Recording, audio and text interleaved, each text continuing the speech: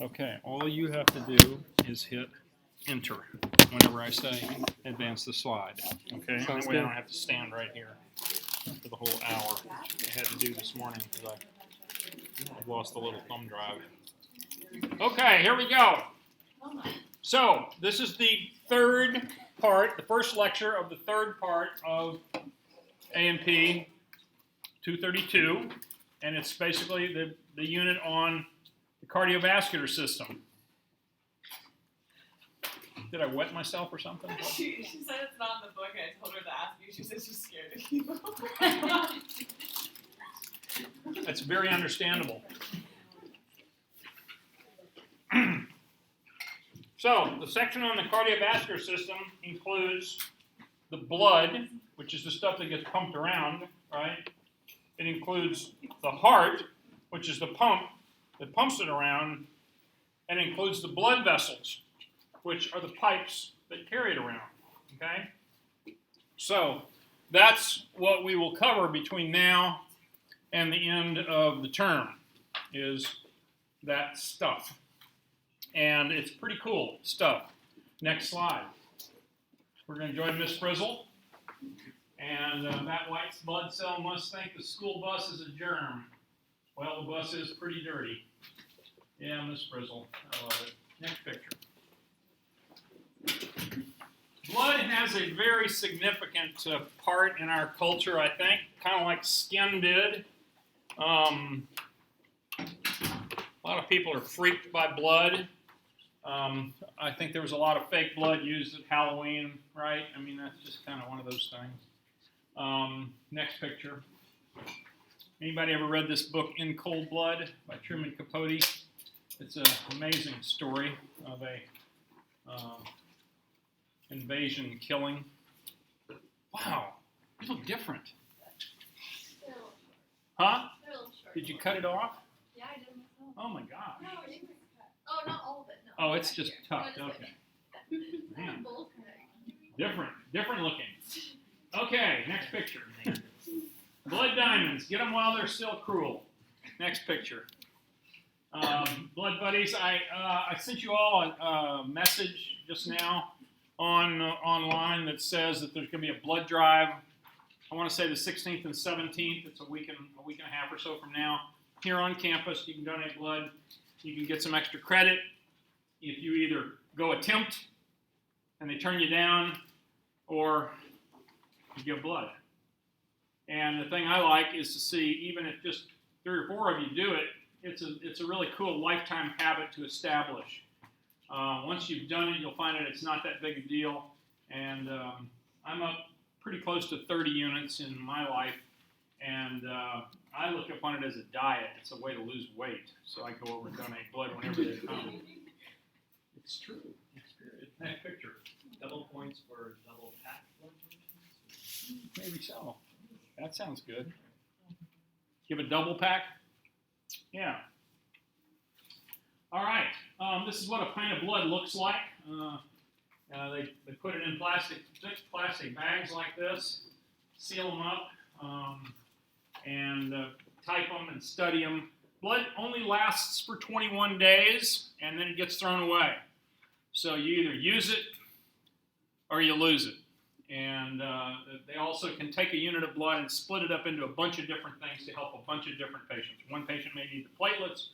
One patient may need the coagulation factors. One patient may need the red cells. One patient may need the serum. Some people might need factor VIII for a bleeding disorder. Hemophilia, thank you. Factor VIII. Next picture. The bloody sock. How many know the story of the bloody sock? Whoa. That sock is in Cooperstown, New York, the Baseball Hall of Fame. It was worn by Curt Schilling of the Boston Red Sox, the pitcher. And I remember watching that game, I think it was in 2004. The Red Sox had just come back from 3-0 down to the Yankees and won 4-3. They won 4 in a row to beat the Yankees, which broke my heart. But anyway, then they went on and they beat the St. Louis Cardinals in 4 straight. That's the first time that the Red Sox had won the World Series in, anybody know? 85 years. 85 years. The only one that's longer is now the Cubs. They haven't won. The Chicago Cubs haven't won the World Series since 1908. So they're already at 107 years of futility. Anyway,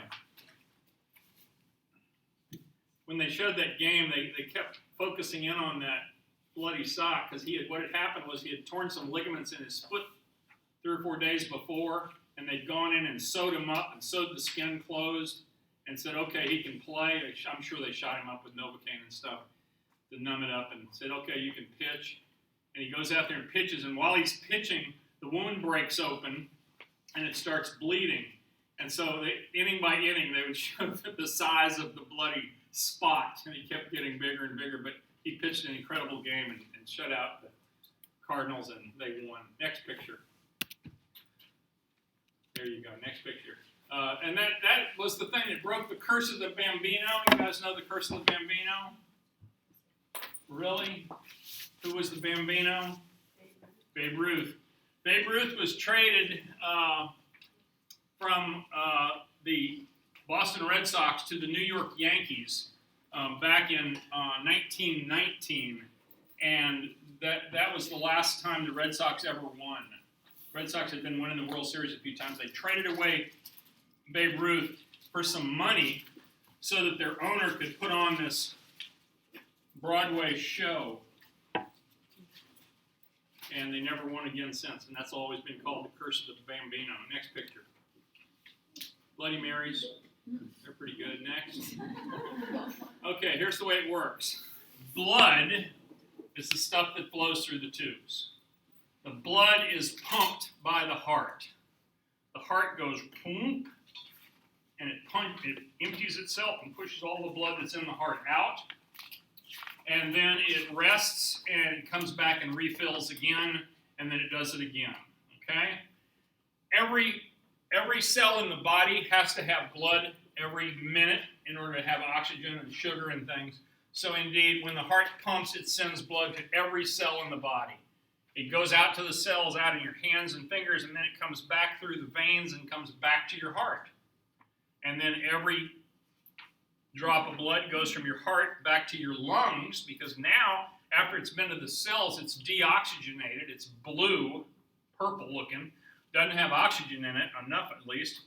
It comes back to the heart, gets sent out to the lungs. It gets oxygenated in the lungs, goes back to the heart, and then does the whole thing again. Okay? Next picture. Whole blood. These are things you need to know. You need to know that blood can be separated into different components. And if I'm just going to start over here and draw a tube of blood that looks like this. And you fill it up with blood, and it looks like that. That is whole blood. Okay? That means everything that came out of the patient. And then if you let it sit there a while, it's going to settle out. And so it'll settle out, and it'll kind of look like this. And this part down here will be very red, and this part will be pale yellow. And this part down here is nothing but red cells, RBCs. Okay? RBCs are the main thing in blood. That's the most important thing in blood, probably, because it's what carries your oxygen. But there's white cells and other things in there too. We have other things called formed elements. Formed elements are any cells that are floating around in your blood. And they are red blood cells, they are white blood cells, and platelets. Platelets are the little tiny things that help your blood clot. Okay? And so they settle out into this little layer in between that's called the buffy coat. B-U-F-F-Y. Not Biffy, but Buffy. Okay, Buffy coat.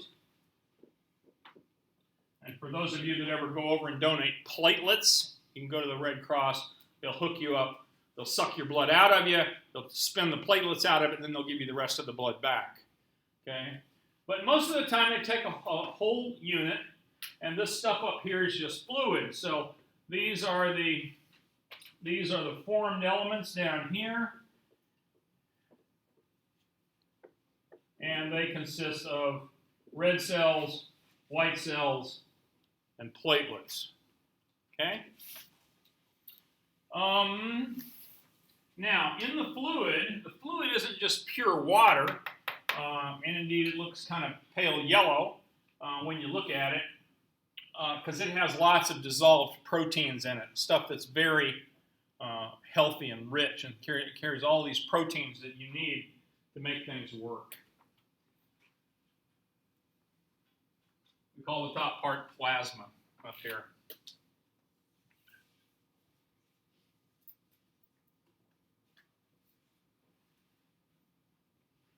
Next picture. So, here's whole blood. The formed elements, and there's a whole lot of numbers involved in this chapter, and I try really hard to simplify that for you, okay? So it's going to tell you, you're going to see numbers in the book that are always listed as a range, like this one, between 37 and 54%. Well, we're going to do it really simple. We're going to take one number, and that's going to be the right number, okay? Now, I'm going to tell you right now that the percentage of red cells down there at the bottom is going to be 45%, okay? And that's the number you can count on in sessions A and P class. So, if 45% is red cells, how much is the rest? 55%, okay? All right, now those will become more clear to you as we go through. Keep going. Next picture. Okay, so the three types of formed elements I've already told you are red cells, also called erythrocytes, which means red. Red, get it? White cells, or leukocytes. Leuko, white, get it? Leukocytes. And platelets.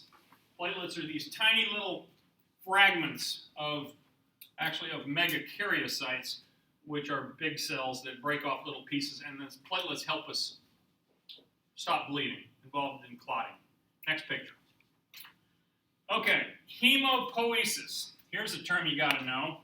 Hemopoiesis means how do we make blood? Hemopoiesis means the manufacture of blood in our bodies. Now, blood cells, we know, are manufactured mainly in the bone marrow. In the bone marrow. Thank you. All right.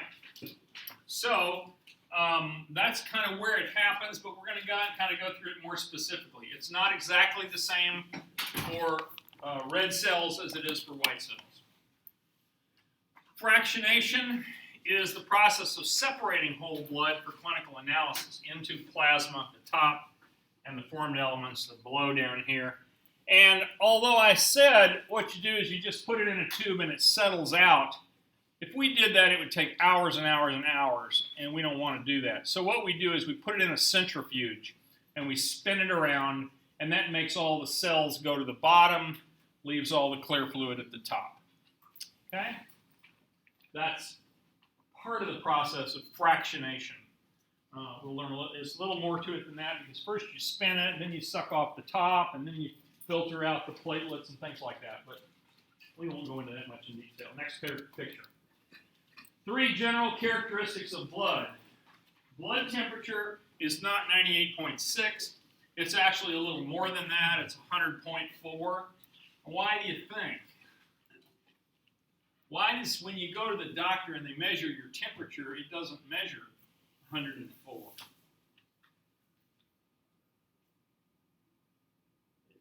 It is if it's a rectal temperature. Well, rectal temperature is normally about a degree warmer than regular temperature. That would be, instead of 98.6, it would be 99.6. But it says here it's 100.4, another degree higher. Just remember that the blood is the warmest stuff you have in your body. It's carrying the heat around, and there's no. If you could put a thermometer directly into your heart, so it's floating right in the blood, it would be 100.4. That would be normal. But we don't usually measure it there. It's kind of hard. We measured under the armpit. Normal's about 96 there. It's really inaccurate. Rectal temperatures are better, but a lot of times all you're doing is measuring the temperature of stool, and kind of hard to know. Under your tongue is good. They're getting really good with these computerized ones. They just point them at your forehead, and it gives you an automatic temperature somehow. It's just magic as far as I know. Let me give you 3 numbers, and this is all the numbers I ever knew. I know that 98.6 is normal body temperature because there was a song that came out back in the 60s, I think, and it was called Hey, 98.6, it's good to have you back again. Oh, hey, 98. You remember it? It was right near the top of the Billboard 100. So high, I don't remember the band that sang it, but that's a true statement. 98.6. Okay. Well, 98.6, if you look at a conversion factor chart, that calculates to 37 degrees centigrade. And the reason I'm telling you these conversions right now is because you will never use 98.6 again in the hospital or in a clinic or anything. They only use metric units of temperature now, okay? Now, I can remember that 37 is normal. And when the nurses would call me in the middle of the night, I'd be laying there and they'd say, oh, Mr. Jones has got a temperature of 38.2. And I would want to say, well, can you please convert that for me? Because what is that in Fahrenheit? But I didn't because I knew there was no conversion charts on the ward. And so what I learned was just one other temperature. I knew that 37 was normal, and I knew that 40 was a fever. That's a pretty serious fever because that's equal to 104 degrees Fahrenheit. Okay? So you get that. 40 degrees is the same as 104. 37 is normal, same as 98.6. That's the only temperatures I could ever remember, and I just faked it from there. Okay, so just remember that blood normally is a little warmer than the rest of your body, and blood plays a major role in carrying heat. Remember on the first day of 231, we said if it's a really hot day, your arms look all red because they've got all this blood in them, and you're using your arms as a radiator to get rid of extra heat to cool you down, and you're sweating, and then if it's really cold outside, your face is really pale because you're not sending any blood to your face. Because if you send blood to your face, it's going to cool it down, and you don't want that. You want to hang on to your warmness, right? Notice that blood is thick. It has got a higher viscosity than water. And we're going to learn that actually plays a role in a lot of the things we're going to learn about blood flow and the way blood flows. The reason that it flows the way it flows sometimes is because it's viscous. And you don't have to learn any numbers. Just know that blood is thicker than water. Okay? Also, you know that blood is slightly alkaline because that's normal body blood pH right there, 7.35 to 7.45. Now, in this class, normal pH is 7.40. Okay? That's what we will call normal pH. And that way you only have to learn one number. The truth of the matter is, I bet if we did a pH on everybody in this room, everybody in here would come in between 7.39 and 7.41, because our body controls pH extremely carefully. And the reason for that is, remember, pH is very important in lots of chemical reactions. And for all of those chemical reactions to keep working normally, we have to keep our pH normal, or all those reactions don't work. Our mitochondria go to sleep, we're not making enough ATP, We're not generating new proteins. We're not making enough, mobilizing enough sugar to make everything work, make our heart pump. Next picture. The total amount of blood that we have in us is about 7% of our body weight. Now that is a pretty useless number, I'll just tell you. But I will tell you one time when it's not so useless, and that's when you're dealing with a little baby. When you're dealing with a 4-pound baby, and you wonder how much blood there is in this baby, then you might want to use that number. 4 pounds, or a little more than that. So that's, 8 pounds is about 4 kilos, a little less. You can 8 kilos times 4 kilos times 7, 280 cc's of blood. That's it in a baby. 280 cc's. This bottle right here has 591. So a baby has about that much total blood in their whole body. So that's about the only time I think that percent number is important. What it really means is for the average adult male, a male has about 6 liters, 6,000 cc's, and that's about 12 pints. Okay, a pint is pretty close to half a quart, just pretty close to 500 cc's. A unit of blood is right at 500 cc's. Okay, so when we talk about pints of blood or units of blood, we're talking about 500 cc's. We're talking about this much, okay, in that bag of blood I showed you earlier. Females are less, but we're only going to learn one number. We're only going to learn this one here, 6 liters. Okay? Why do women have less? That's part of it. They menstruate. They also don't have as much growth hormone, and they don't have as much EPO. Remember EPO? One that makes you make blood. Lance Armstrong used, all those guys used. Next picture. Okay, so plasma, which is the top half up there, it says here it's 50 to 60%, but wait a minute, in this class, it's 55%. That's the one number you got to know. More than 90% of the plasma, more than 90% of this stuff up here is just water. The other 10% is dissolved proteins, sodium, chloride, electrolytes, things like that. Now, all of this stuff we're gonna learn. You've heard these terms before: intracellular fluid and extracellular fluid, right? And intracellular fluid means fluid that's in the cells, right? Now remember, all of this down here is in the cells. This is all intracellular fluid because this is nothing but red cells down here at the bottom. This up here is all extracellular. There are no cells in there at all, and so it's all extracellular fluid. There's more to extracellular fluid than just the plasma.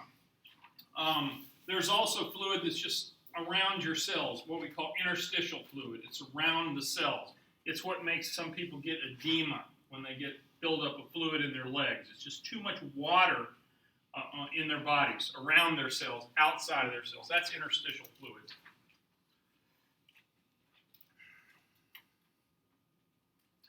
Please remember that water and the interstitial fluid can freely move across membranes, okay? So they can move across the capillary membranes and move out of the bloodstream, out into the interstitial fluid, and vice versa. The fluids can move really easily, but the proteins can't, okay? Next picture.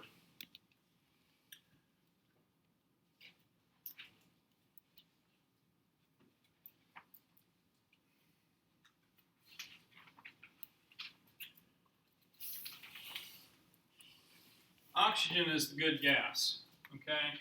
Oxygen is why we breathe. We breathe in to suck in oxygen, that oxygen goes into our lungs. It goes across the capillaries. It goes into the red cells. Remember, the red cells are in those little tiny arteries that run all through the lungs.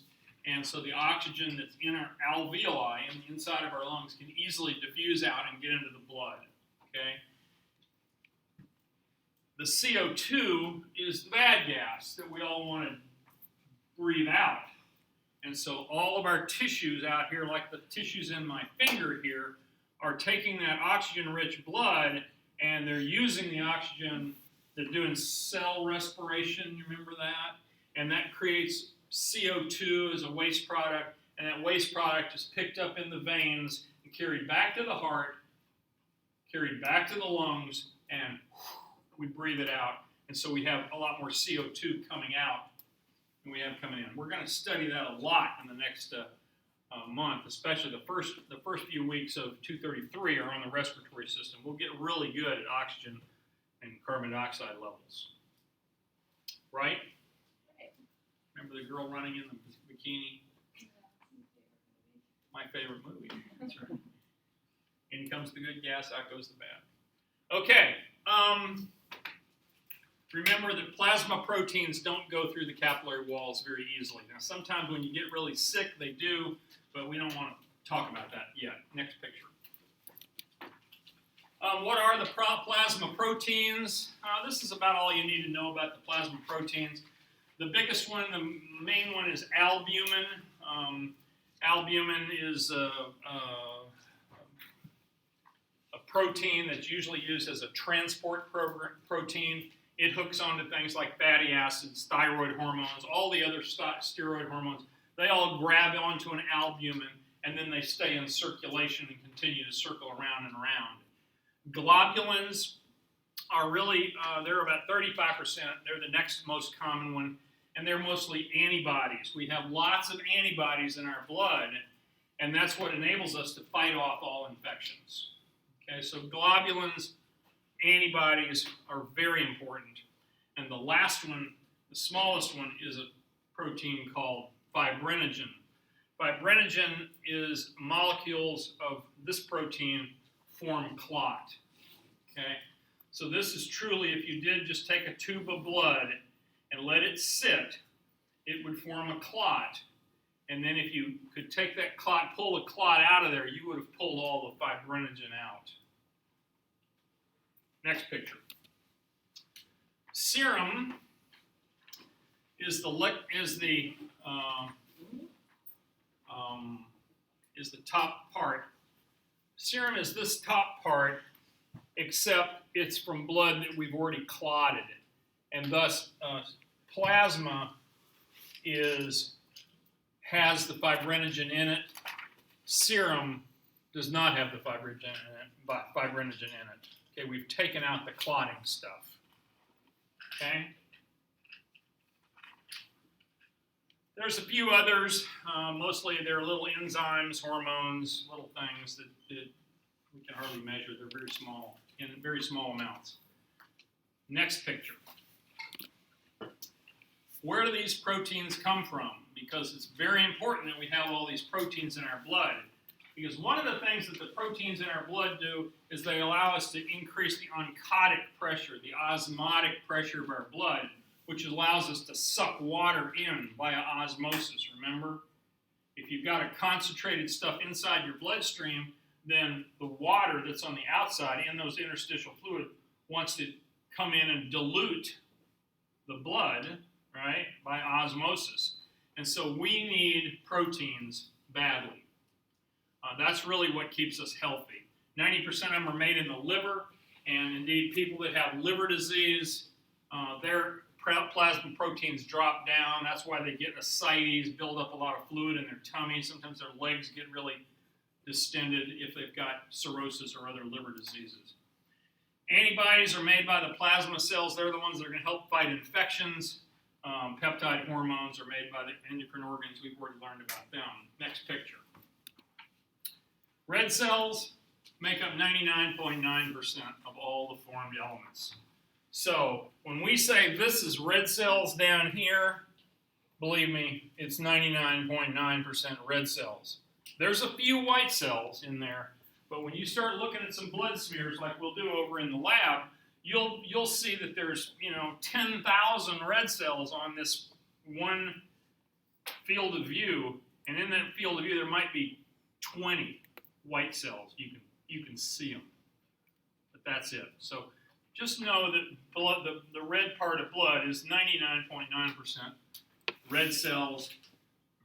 The reason it's red is because it has this protein in it that you already learned a lot about back in 112, and it's called hemoglobin. Remember hemoglobin? It takes 4 pieces, you hook 4 pieces together, and then they fold, and then they crimp, and they hug, and all kinds of stuff before they actually become the formation of hemoglobin. We're going to learn a little bit more about it. But hemoglobin is what makes your blood red. It's also what is going to carry the oxygen for you. And since I've already told you that the biggest thing that blood does for us is carry oxygen, it's really important. Next picture. Okay. Now, once again, as you go through the book, you'll see all these numbers. But once again, we're going to simplify things. And I'm going to tell you that the red blood cell count, and this is actually where you can take a microliter of whole blood. Now that's pretty fancy, isn't it? Put a microliter of blood out between 2 pieces of glass, know how big around 1 microliter is, and then count the red cells, and plus, by the way, it's a pretty large number you got to count. So, in 1 microliter of blood, and I think it's important that you know the units, by the way, there's about 5 million red cells. Okay, so normal red cell count. If you ask, what's your red cell count? Normal would be 5.0 million red cells per microliter. We're going with that for females as well. Yes, we are. Now, you notice here that there's a difference here, and I've already said why. Men almost always have higher red cell counts than women. And I don't know, I happened to be at the exercise club Sunday, and they had the New York Marathon on. And I used to watch things like that, but I really don't anymore. But they were about 10 minutes from the end, and so I thought, well, I'll just watch the end of it. And here comes this woman, and she's this tiny little thing, and she's running along like she knows what she's doing, and she's maintaining a good pace.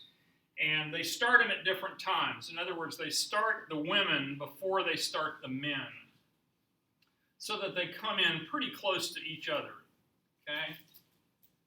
The women's time in the marathon, which is 26 miles, was 2 hours and 25 minutes. Where'd my pen go? Yeah, here it is. Deep down here in my little side secret pocket.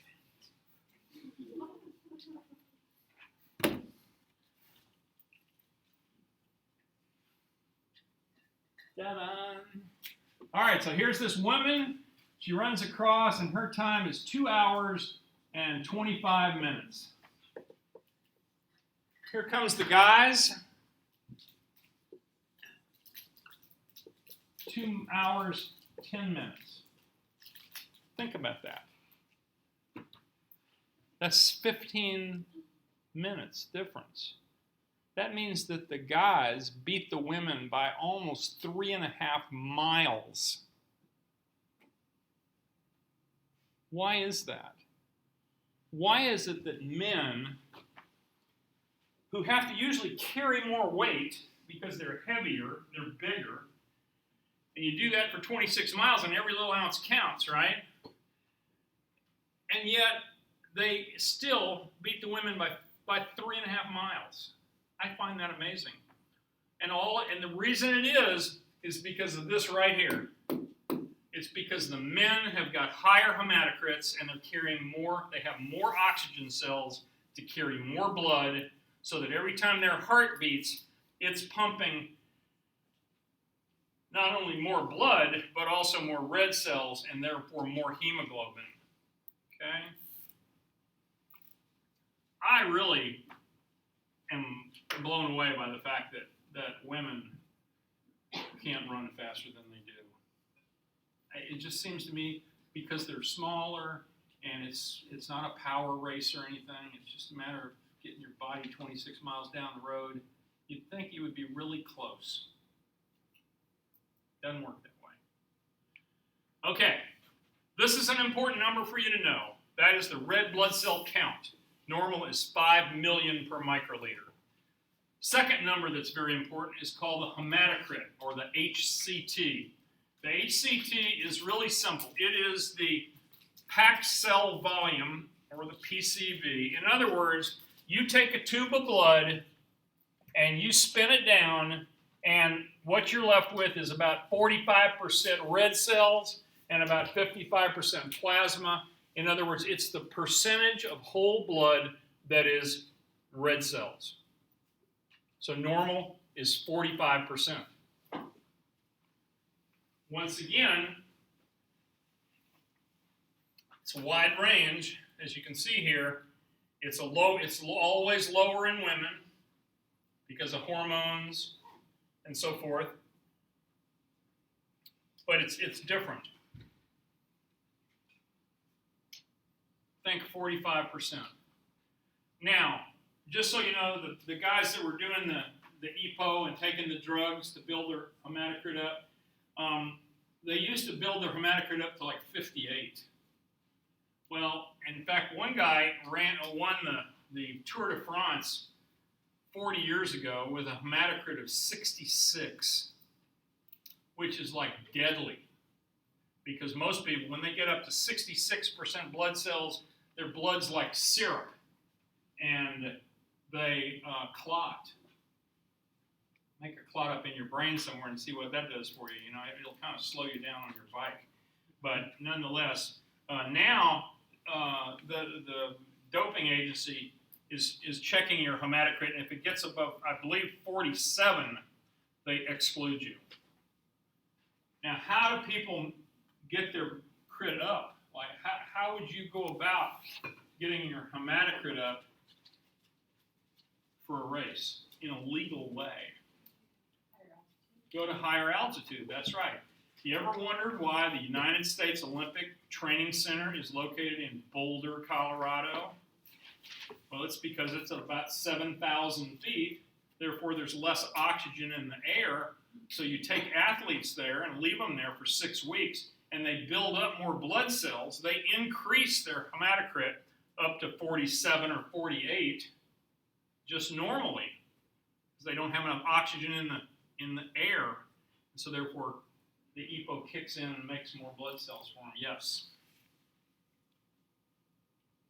People that live at altitude chronically run high crits, high hematocrits. Yeah. So, what happens if you just so happen to have a 54%? They throw you out. Just you don't have 54. gotcha. And the thing is now, they have got tests that can determine whether the EPO that you have in your system is yours or whether it's synthetic, whether it was manufactured or was given to you by somebody else. Okay. The other way that people blood dope, just so you know, as long as we're on this cool subject, is, and this is another thing that Armstrong and his team were doing, is they would go into their travel trailer, and they would lay down, put their arm out, and a guy would draw a pint of blood out of their arm into a bag, put anticoagulant in it so it wouldn't clot, and throw it in a refrigerator. They would leave it in the refrigerator, and then they'd come back the next week. Their blood marrow is making blood like crazy, you know, building back up, and in a week or so they're almost back to normal.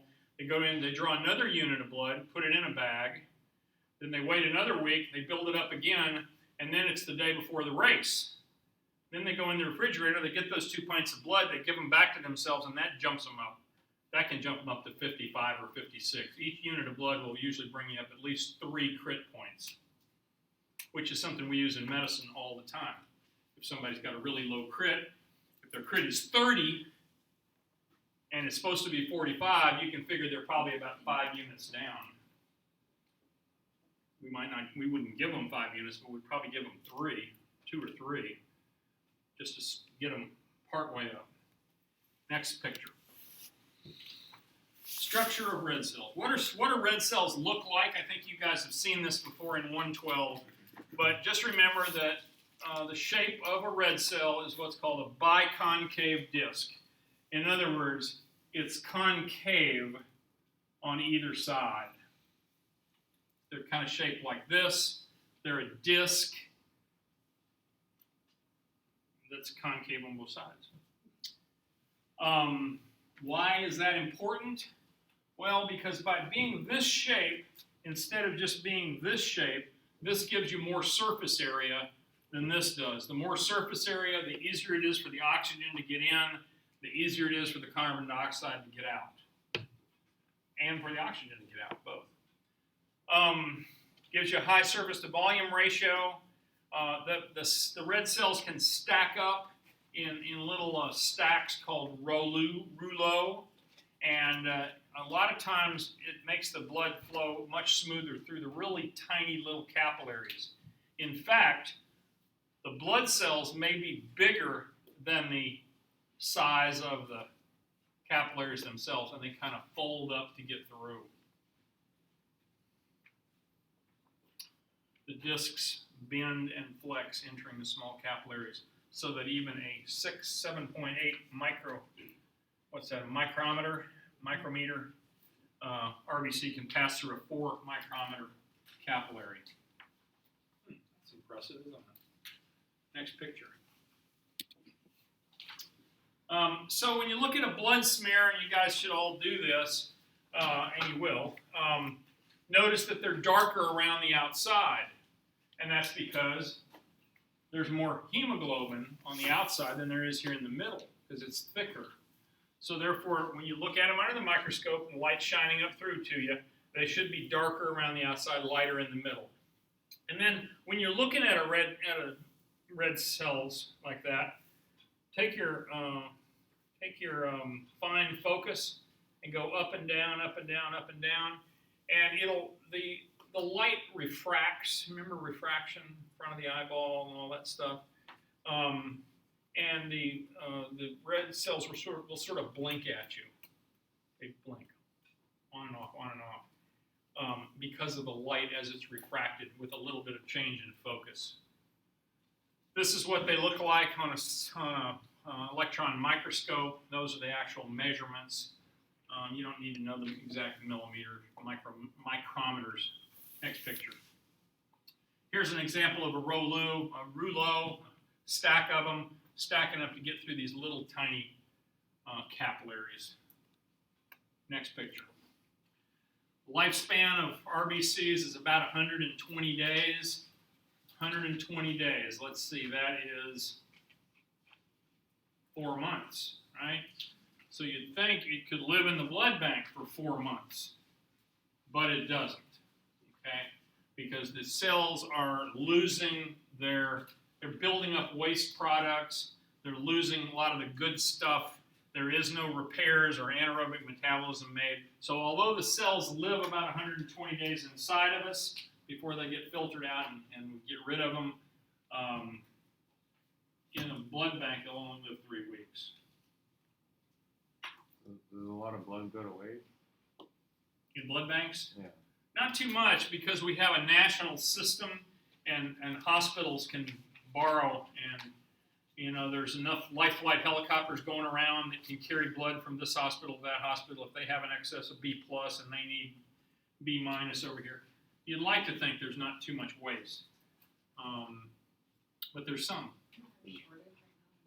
Well, there's kind of always a shortage, really. And the one thing that America does that no other country around the world does is we only take volunteer donors. When I was in medical school, I used to go and make $30 every 2 months, donate a unit of blood. Now, I only did that because I worked in a blood bank, and it was like work time.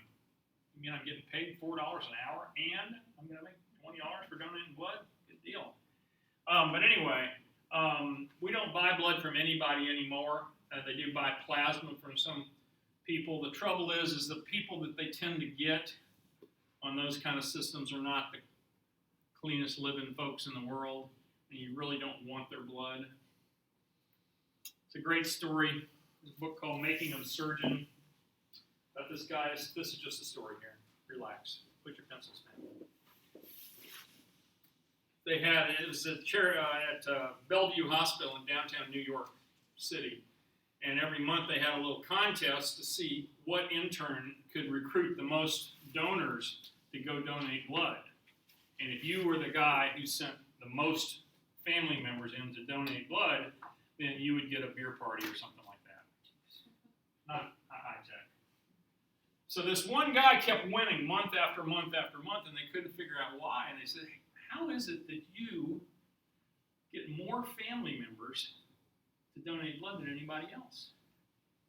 He said, oh, haven't I told you my story? He says, here's what I do. If grandma's going to surgery the next day, I tell the whole family that everybody has to come in the night before because I'm the doctor and I want to talk to them about the surgery. And I get them all in the room, I close the door, and I kind of shake my head like this a few times, and they said, you know, we may have to use dog blood. They said, we have a real shortage of blood. He would tell them, the family, we have a real shortage of human blood right now, and I need every one of you to go down to the blood bank right now and donate blood for grandma so she can get your blood instead of dog blood tomorrow. And he said, of course I won. Every month I won. You know. But the point being, things have changed so much. We used to call that donor-directed blood. Like you could come in and say, hey, my uncle's getting an operation on Tuesday, and I'd like to donate a unit of blood, but I only want to donate it if it's actually going to be used for him, okay? And so there was a lot of maneuvering like that, where it was kind of subtle pressure put on family members to donate blood. Well, now put yourself in the part of the family members that are being pressured to donate blood for grandma. Do you think they're going to admit that, about a year ago, I did shoot up some heroin? I hate to admit it, but, about a year ago, I had contact with a prostitute.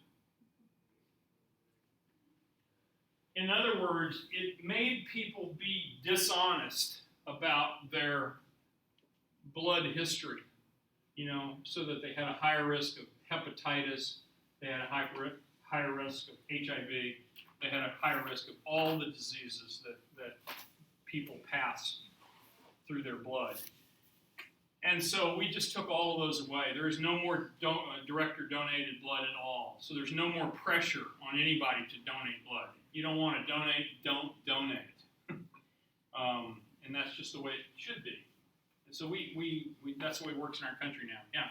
What other drugs can, like you mentioned heroin, what about prescribed drugs? What kind of... Well, there are some, but it's not many. And when you go to donate blood, they will give you a list, and you'll go down it and check off whether you're on these drugs or that.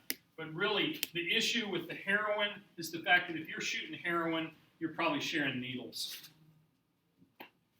Next picture.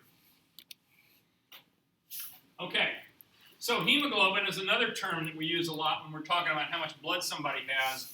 And what it means is the number of grams of hemoglobin, of actual hemoglobin, in a deciliter of blood. How much is a deciliter? What? A tenth, yeah.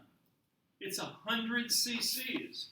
So here's 100 cc's of blood, and 15 grams of that, 100 cc's should weigh 100 grams, right? 15 grams of it should be hemoglobin, okay? So, once again, adult male, a little higher in males than women. Normal hemoglobin for adult female, you see there is a little bit lower. But we're only going to learn one number because I think that's the only way it makes sense to you guys. 15. is the normal hemoglobin level. And when I say 15 and I say 15 what, you should be able to say, well, that means 15 grams of hemoglobin in 100 cc's of blood, or in 1 deciliter. Okay? Next picture. Remember that hemoglobin is this quaternary. That means there's 4 pieces of it hooked together, 4 globular protein subunits. Each one of them has 1 molecule of heme. Each heme molecule contains 1 iron molecule, and each one of those hooks to 1 molecule of hemoglobin, of oxygen. The iron ions, which are in the blood, which is what makes one of the things that makes the blood red, is that the biggest advantage of hemoglobin, of course, is that it easily binds to the oxygen. It picks up the oxygen just in that half a second that it's flowing through the lung alveoli. It fills itself up with oxygen.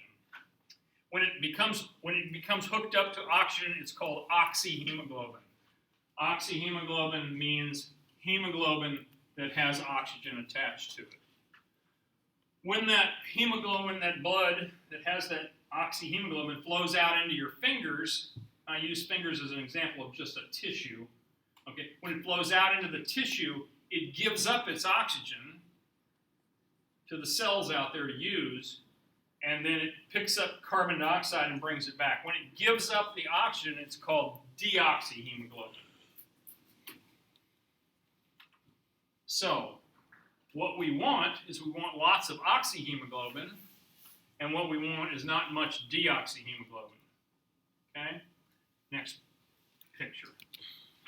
Here's the basics. You probably remember this from 112. Here's a red cell. There's zillions of these molecules of hemoglobin in it. There's an alpha chain 1, alpha chain 2 here, and beta chain 1. Anyway, there's 4 of them. Each one of those contains 1 heme. This is a heme complex right here. A heme contains 1 iron molecule in it. I bet you guys never even heard about iron poor blood. Y'all ever heard those ads for iron poor blood? Poor Mrs. Jones, she's got iron poor blood. A lot of women do have low hemoglobin, low iron, because of menstrual periods and because of having babies and just simply, and some of them not because they don't take in enough iron. Anemic, yeah, anemic means low in blood. We'll get to that. Good question. Next picture. So the function of hemoglobin is to carry oxygen. It wants to carry the oxygen out to the places where there's low oxygen. And when it gets out there, then it wants that hemoglobin to let go of that oxygen out into the tissues, and it wants to grab onto a molecule of carbon dioxide and take it away. When hemoglobin grabs onto carbon dioxide, it's called carbaminohemoglobin. You need to say that about 3 times so you can spell it right. Carbaminohemoglobin. That's when it's given up the oxygen and it's picked up carbon dioxide and it's taken the carbon dioxide back to the lungs. Next picture. Sickle cell hemoglobin is a problem for people that have that genetic deficiency. Instead of making normal hemoglobin, as in this cell, they make hemoglobin that doesn't keep the right shape to it. So the cells, especially when they get low on oxygen, they sickle like this, and when they sickle, they cause all kinds of problems. Number 1, they clog up blood vessels and then cause death to the tissues distal to that. This is a disease that's pretty well been cured, but once again, you have to listen to the session story about sickle cell anemia, because sickle cell anemia was a huge problem in Memphis, Tennessee, especially at the city hospital where we did most of our medical school training. We had about a 98% black population at the county hospital, basically. Same as they used to have down here in Portland at the old county hospital, which sits up there on the hill. Anyway, it was not unusual to, on a single night, to have 6 kids, 6 little black kids, come in sickle cell crisis. And what that meant was they would get a cold, or they would get a kidney infection, or they would just get kind of worn down, and their oxygen levels in their body would drop a little bit.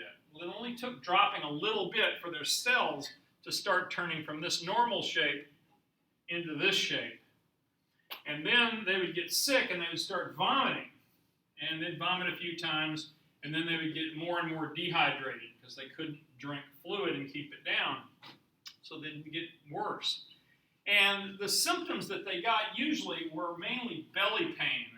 And what was happening was little tiny areas in their spleen were dying because they were getting clogged up with these useless cells, would block off little blood vessels and then cause the tissue just on the end of that, on the other side of that blocking off, to die.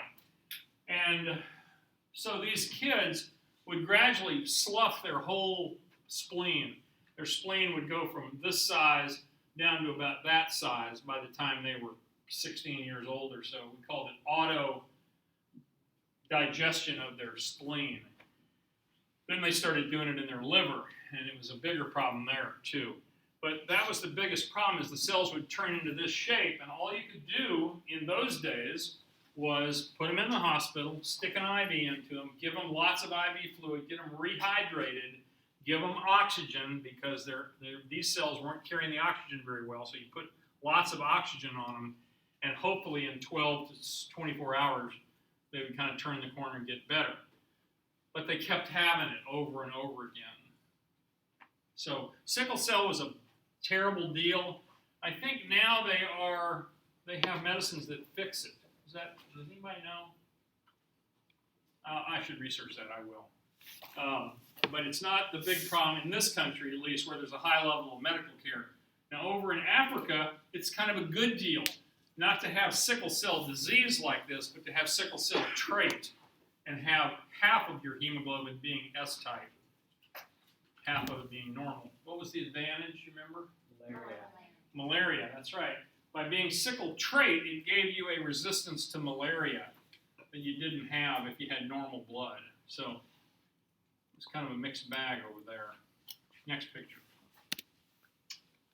So about 1% of our circulating red cells wear out every day, which means we're losing about 3 million red cells a second.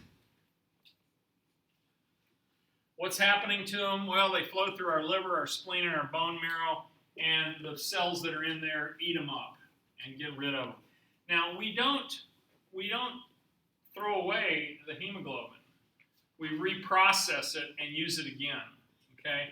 And so you're going to need to know how that works. How do we take perfectly good hemoglobin out of old, worn-out red cells and remanufacture that hemoglobin back into make new cells out of the same stuff? Anyway, so the liver, spleen, and the bone marrow are the 3 major places where old red cells are taken out to die. They usually try to eat them up before the cells actually hemolyze. Remember what hemolysis is? What's hemolysis? The breaking of the cell. Yeah, it's when the cell, remember, if they were in a hypotonic solution, the water would work its way into the cell, and the cell would explode. When it explodes like that, it just releases the hemoglobin out into the blood. It makes your plasma turn bright red, so that even the top up here has got a lot of hemolyzed hemoglobin in it. Also, your pee is in it, and you can see it when you pee. Next picture, that's hemolysis. So, what happens to it? Well, it takes and breaks it down into biliverdin, and the globular proteins are reprocessed back into amino acids where they can be used again. The iron is broken down into just plain iron. It's going to be used again too. Hemoglobinuria is when you've got too much hemolysis going on, and so then you are peeing out hemoglobin because you can't process it fast enough. Hematuria is a different problem. Hematuria means you've got blood in your urine. Okay, so hemoglobinuria means you've got the breakdown products of hemoglobin it still looks red, but there aren't any red cells in it. Hematuria means there's actually blood cells in your urine. Next term, we're going to be looking at urine under the microscope, and that's hematuria. So those two words are quite different. Next picture. The iron is recycled. It's removed from the heme, leaves it as biliverdin, taken it by transport hooked up to transferrin, and then it's stored or it's reprocessed. Next picture. Biliverdin. We used to get on the paging system at the hospital as medical students, and you'd say, paging Dr. Billy Rubin. Dr. Billy Rubin, please report to the operating room. Well, Billy Rubin was this guy right here. Billy Rubin did it. It was a joke. Didn't go over well. Okay, biliverdin is converted to bilirubin. We're going to learn a lot about bilirubin when we get to liver and bile. Bile is what makes bile green is this stuff, bilirubin. It's excreted by the liver into the bile. And, you know, if you have a blockage of your bile duct, you can become jaundiced, where your skin turns yellow, your eyes turn yellow. It also can happen if your liver's not working right. And this stuff dumps into your intestine, goes down your bile duct, empties into your intestine. Okay? When it's in your intestine, it's green, but it's converted by some intestinal bacteria into these things called urobilins and other ones called stercobilins. Urobilins are water soluble, and they are reabsorbed back into the bloodstream. They go through the kidney, and they are peed out. And as they're peed out, they are yellow. And so this urobilin, breakdown product of bilirubin, is what makes your urine yellow. Stercobilins is the other product that these intestinal bacteria break this bilirubin down into, and they are not reabsorbable. So they just stay there in your bowel. And if you've looked at your poop lately, that's why your poop is brown. It's because of stercobilins. And by the way, your poop should be brown. Your urine should be yellow. And if they aren't, there's a problem. Just so you all know. Next picture. Here's a chemical tracing of that recycling of the biliverdin and the bilirubin, and I'm not going to go over it in part, but I've just mentioned it. Here's the urobilins coming back out and being urinated out. Here's the stercobilins in your stool, making your stool brown. Next picture. All right, let's go through RBC production. How do we make blood cells? How do we make let's just talk for a second about just the red cells. How do we make them? Well, it only occurs in myeloid tissue. Myeloid tissue is basically red bone marrow. So that's where we make our blood and our bone marrow in adults. Sometimes in kids, it's still made in the spleen and the liver a little bit. But by the time you get to be an adult, it's only made in your bone marrow. And there are these stem cells that are going to mature to become red cells. Isn't it funny how almost every tissue that we've manufactured started off as a stem cell of one type or another? Usually we call it a blast, right? The stem cells are usually called blasts. Well, sure enough, we have these cells in our bone marrow called hemocytoblasts. In other words, blood, hemo, cell, cytoblasts, precursor cells or stem cells. So, we have basically two cell lines here. One is called the myeloid cell line, one is called the lymphoid cell line. The myeloid cell line, these stem cells are going to all become either red blood cells or some white cells. We're going to talk about that in a little more detail. but basically just know that there's two different lines. Most of all the red cells come from the myeloid stem line. The white cells mostly all come from the myeloid stem line, but then there's this lymphoid cell line that makes the rest of the white cells. The rest of the white cells are lymphocytes. So lymphocytes are really different than the other white cells. Okay, you know, there's basophils, acidophils, segment and neutrophils, and things like that. We're going to learn those very shortly here. But the lymphoid ones are the ones that are really different. What's different about lymphocytes? What do lymphocytes do for you? Immune system. They're the immune system. That's right. They're the ones that make the antibodies. Next picture. So if this is bone marrow, these are the stages of bone maturation. Starting out as a proerythroblast, becoming an erythroblast. Day 2, day 3, it becomes polychromatophilic erythrocytoblast. Please don't learn all those names. And then it becomes a normoblast. Normoblast is interesting because, see, it has a nice nucleus in it. But then it throws out the nucleus, and then it becomes what's called a reticulocyte. Now, it's called a reticulocyte because it still has a bunch of little organelles in it, little dots. And indeed, you can see these under the microscope. You can identify reticulocytes on a blood smear. And then these reticulocytes mature for a few more days and become mature red cells and assume the proper shape and the proper color and everything. Now, why would you have reticulocytes in your bloodstream? Because they're supposed to kind of all be gone away by the time it throws these cells out into the circulation as mature red cells.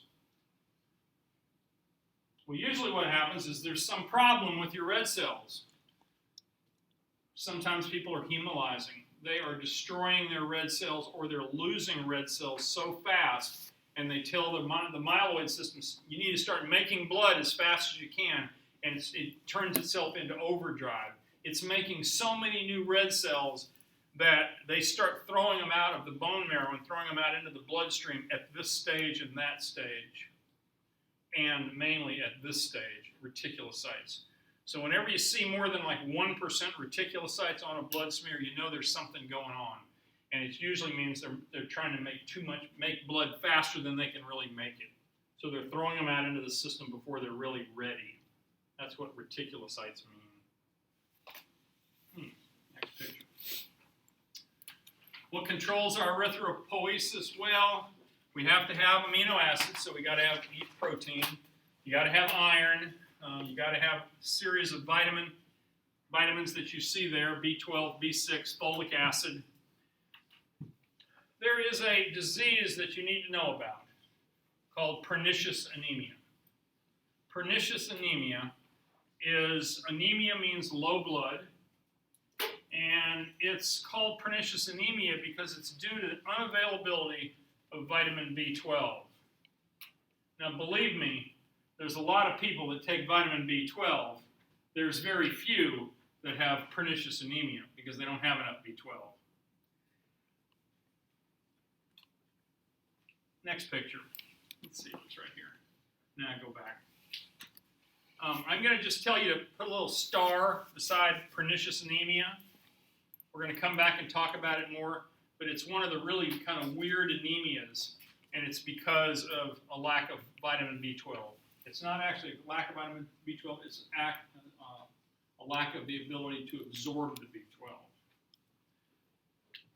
And interestingly, it usually occurs because the people have had their stomachs removed. Put that little star there. Next picture. Okay, so this is kind of a review slide that goes over all those numbers that we talked about. Hematocrit simply means percent. Percent, when you spin it down, the percent that's blood cells, and the normal is 45, right? Retic count is that one I told you about. It's less than 1% of those little dotted cells. Hemoglobin concentration. The hemoglobin concentration is how many grams of hemoglobin there are in that 100 cc's of blood, and the normal is 15. And then there's this other term called the reticulocyte RBC count, the red blood cell count, and the normal is 5. Now, I know you think it's mad that I picked these numbers that I did, but the reason I did it is because this is how I would always think about it as a physician. They would give me some lab numbers, and I would look at them, and I just always remembered that it should be 5 triplet is 15, triplet is 45, okay? That's the ratio that you should have. That's normal. That your red count is about 5, your hemoglobin concentration is about 15, and your hematocrit is about 45. You could also use those same numbers and figure out whether you're normal, whether you're high, or whether you're low, okay? So if somebody comes in and has a hematocrit of 35, I know since the normal is 45 that they're low. They've lost blood, or else they're not making blood normally, okay?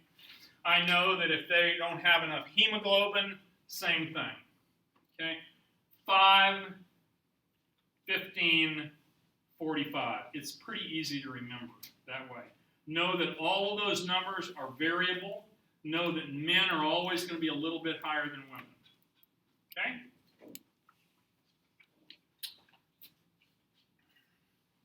There's a couple other terms over here that I'll just mention to you. The MCV is a number that comes out on every CBC, every lab test that comes with an MCV. MCV stands for mean corpuscular volume. In other words, how big is each cell? Is each red corpuscle, is it big enough? And in lots of anemias, the cells start getting smaller and smaller, and that's why they're anemic. Because they don't have enough to fill the cells they have up. The other one is mean corpuscular hemoglobin concentration. That's basically a measurement of the redness of the cell. Is the hemoglobin concentrated enough? MCHC. So you're going to see all these numbers in your career, just so you know. I really think the most important 3 are hematocrit, and hemoglobin, and red cell count. But that's what the others mean. Next. Let's stop right here on the EPO. Okay, so Thursday we'll do exams. We'll start cranking again on Tuesday. We'll finish up this chapter and move right into the heart.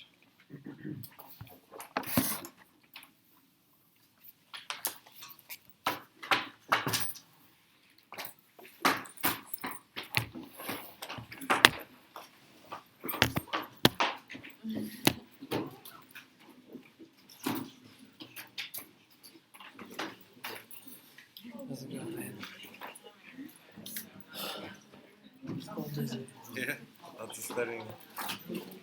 Working on the essays Essays. For the for the test. Don't you wish we Oh, were just yeah, having the exam today and we'd be done with it? yeah. Well, I didn't pause it. That's okay, thank you. Congratulations.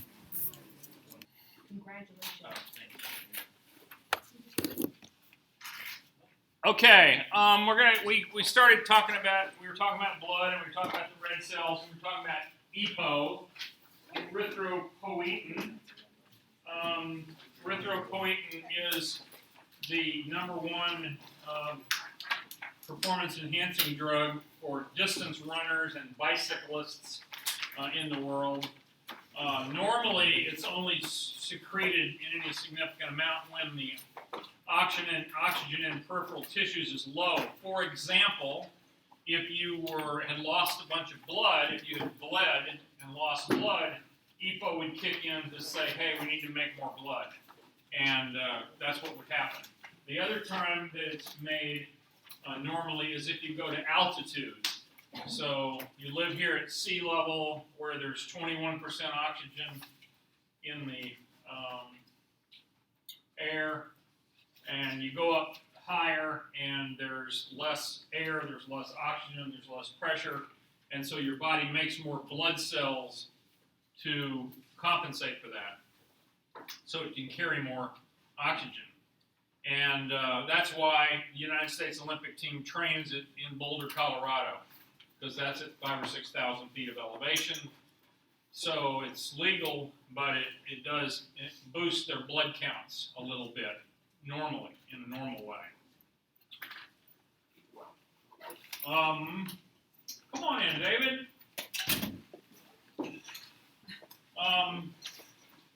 Now so that's EPO. Let's talk for a minute about blood typing. Blood typing is something you need to understand before you walk out of here. It's pretty simple, but yet it's kind of got a weird kink to it too. Blood is typed by surface proteins or surface antigens. Here, would you give one to David too? That's how the blood is identified.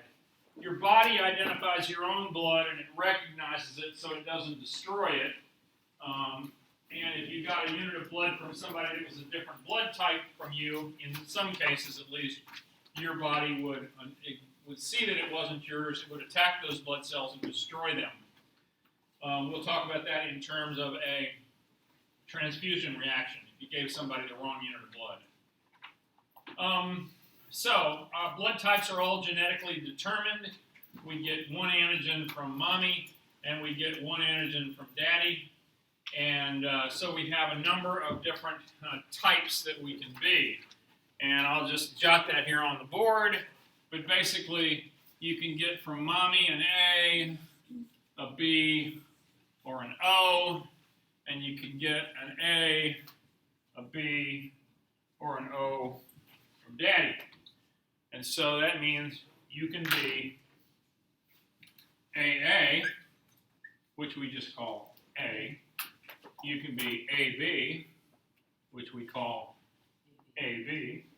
You can be AO, which we call A. You can be BA, which is also called AB. BB, which is just B. And BO, which means you don't smell well. BO is type B. If you have type O down here, and you get an A from mama, you're A. If you get a B from daddy, you're a B. If you get an O from both of them, you're type O. And I need a better pen. There's a red one. Oh. Yeah, I already tried that one. Anyway. Now, you've probably also heard that there's such a thing as plus and or positive and zero blood. There's Rh positive. The Rh factor, we used to call it Rh because it was named after rhesus, R-H-E-S-U-S, which is monkey blood. So you're either Rh positive or you're Rh negative. And we'll talk about percentage of these things in a little bit. So there they are, just like I drew out on the board. And this is the thing that's kind of weird about blood and this antigen business. In other words, if you are type A, that means you have surface antigen A. These little red circles here in this schematic are A. So that means this cell is recognized as a type A blood cell. Okay? But if you have type A blood, your body, for some weird reason, I think it's weird, makes a whole bunch of anti-B antibodies in your plasma. So that if you were to get any B blood, your body would instantly attack it and kill it. Okay? So, that's kind of odd. There's no real reason in my mind why we should have these antibodies there because we've never been exposed to it, but we do. Okay? Same thing goes true if you're type B. Your blood cells have the B spikes on them that are illustrated there. That makes it B-type blood. But in your serum, you have anti-A antibodies. So if you ever got any A blood, it would be attacked and killed right away. Now, the nice thing is, if you're type AB, you make no antibodies. Okay? Your blood has both kind of spikes on it, as you can see in this illustration here. it's type AB blood. And the final one is if you're type O blood, your blood cells look like this. They have neither of the two surface antigens, A or B, and your plasma has tons of anti-A and anti-B antibodies in the plasma. Rh factor is also called the D antigen. Some people call it D plus or D negative, or you can say Rh plus, Rh negative. They mean the same thing. Now, Rh factor is handled like almost every other factor in your body. In other words, if you've never been exposed to the Rh factor, you don't have any antibodies against Rh factor. But if you were given some Rh plus blood at some time in your life, your body would make zillions of antibodies against Rh. You would say you were sensitized to the Rh factor. All right. And based on what I just said, follow me closely here. Because if you understand this, you'll have it for life. Okay? The problem with Rh has to do with women and pregnancy. Okay? And it used to be a huge problem. Not so much now because we've kind of figured it out. But here's what happens in your first pregnancy, ladies. Your first pregnancy is fine if you're Rh negative. This is the mother up here. She's Rh negative. This is where the problem arises, is when the mother's Rh negative. The mother's Rh negative, and the baby that she's carrying happens to be Rh positive. In other words, the baby got a positive from daddy. Okay? And so the fetus has got Rh positive blood in it. No problem at all. No problem at all. What happens, though, is every time at childbirth in the delivery room, there is always an exchange of blood between mama and baby. Baby gets some of mama's, mama gets some of baby's. That occurs when the placenta kind of rips off the inside of the uterus, which it does. It has to completely separate. As the baby comes out, then the afterbirth comes out. We call the afterbirth the placenta. And during that ripping off part, there is an exchange of blood. So, in this case, at that point, at the termination of that pregnancy, mama got some of the baby's blood. Mama got some Rh positive blood into her system. And what does she do when she gets some Rh positive? She's exposed to Rh positive. She makes a whole lot of antibodies against Rh positive. Okay? Once again, no problem to mama. No problem to that first baby at all. But now, if you don't know it, mama is sensitized and has lots of antibodies in her blood, in her plasma. Okay? Now that's where the problem arises. Okay? Because the problem is that these women that don't live in China decide they're going to have a second baby, right? And so she's already sensitized to Rh positive over here, and now she gets pregnant again. Okay? Well, if the next time she has another Rh positive baby, okay, she's got zillions of antibodies in her own bloodstream up here. Remember, folks, antibodies can cross the blood-brain barrier or the blood-uterine barrier or the mama-fetus barrier here. Antibodies can cross really easy, but blood cells can't, okay?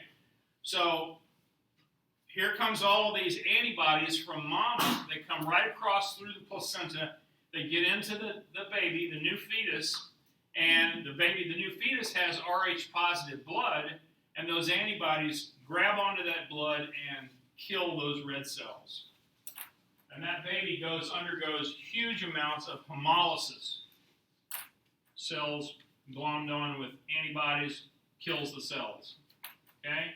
Kills the baby. So now suddenly the baby is losing blood like crazy because of these antibodies from mother that are coming over and killing off her blood cells. Okay? That's a real problem because now the baby is extremely anemic and the baby has virtually no blood in itself. And a lot of times those babies die in uterus. A lot of times they're born, but they're terribly anemic, and a lot of times when they are born, they're born severely retarded. So the problem is, and here's the real problem, is that a lot of people get pregnant and don't know they're pregnant. Okay? You get pregnant, you go a couple of weeks, your period's a little late, maybe a month even, and then you pass a little material, a little matter, and you think, oh, well, that's just my period coming on a little late this month. But wait a minute, maybe it wasn't. Maybe that was actually a miscarriage. Okay? And maybe what that was a miscarriage of an Rh positive fetus that has now sensitized you to Rh factor. So without you really knowing it, that first pregnancy wasn't really a big, long pregnancy that you got to be excited about. It was just this little short thing that sensitized you against Rh. And then if you go ahead later and have an Rh positive fetus, it's going to get attacked and killed. So what can we do about that? Don't they test for it? Well, they do. But you know what? If you don't know you're pregnant, or if you don't know you're thinking about getting pregnant, you're not going to be tested, right? However, every woman of childbearing age ought to know what their blood type is, for this reason, I believe. Because the only time it's a problem, remember, is when mama is Rh negative. So if you're Rh negative, you have to worry about this. If you're Rh positive, it doesn't matter at all. Because you've got Rh positive, you're not going to make antibodies against Rh positive, not a problem. So that's one thing to know, is know what your Rh factor is. You know what yours is, Stephanie? I'm positive. You're positive? Yeah. Well, if you go to a GYN doc for your first visit, and if you think you're pregnant, that's one of the very first tests he's going to draw on you. He's going to draw an Rh factor and get your blood type, so that you know whether this is an issue or not. Okay? Here's the problem. The problem is, if, let's say you are positive, and you have this first pregnancy, even though it may be a very short one, and you pass a little bit of a fetus, how are you going to know whether that fetus was Rh positive or Rh negative?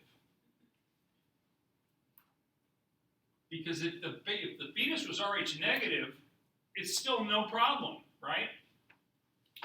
The problem is you don't know. So what do? Well, what we've come up with is this drug called Rhogam, R-H-O-G-A-M.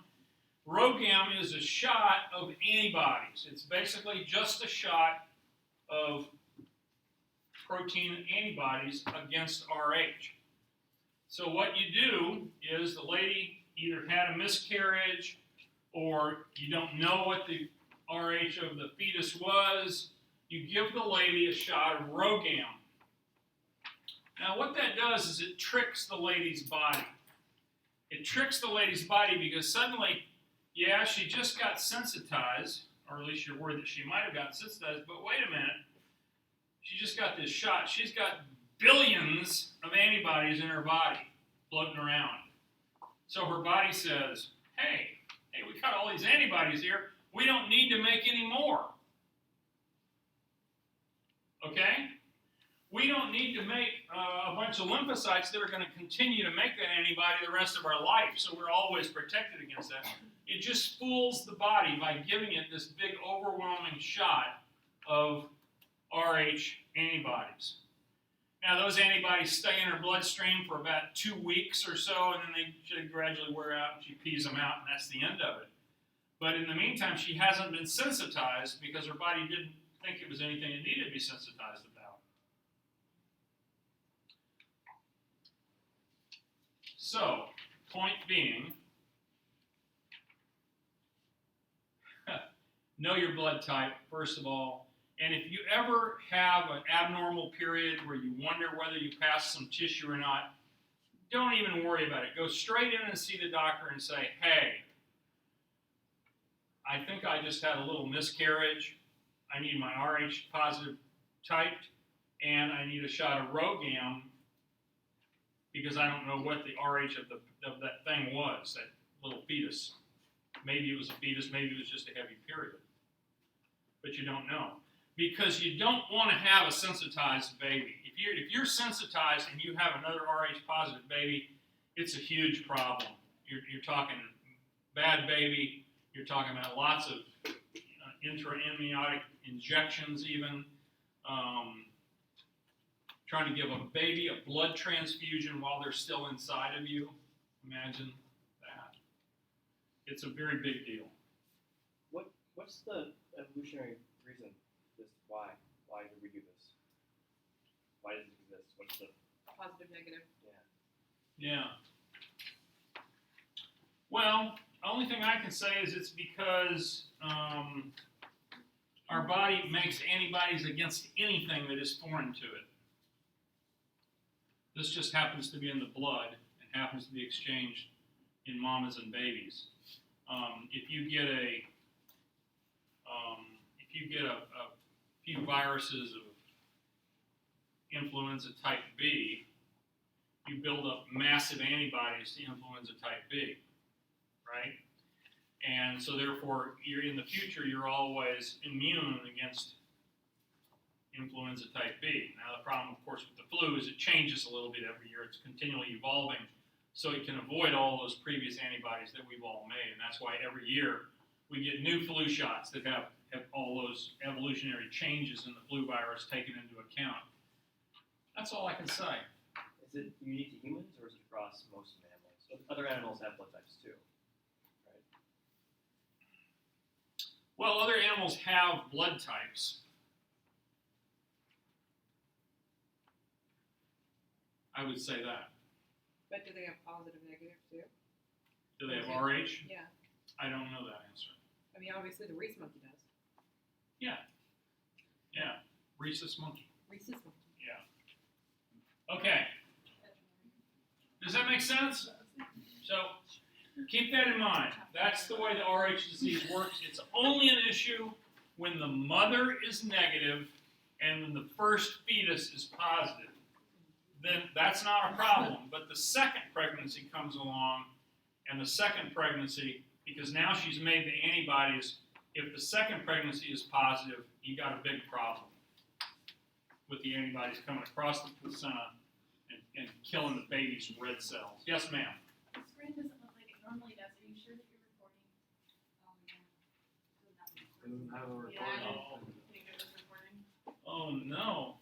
That's all over. It said 3 to 1. I think it's recording. Well, that's what I thought. Yeah, it's reading recording over here.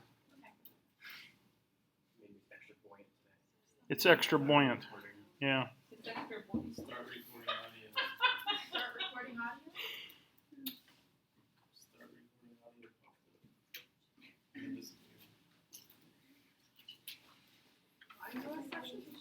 Testing 1 2. Testing 1 2. My sound bar is moving over here.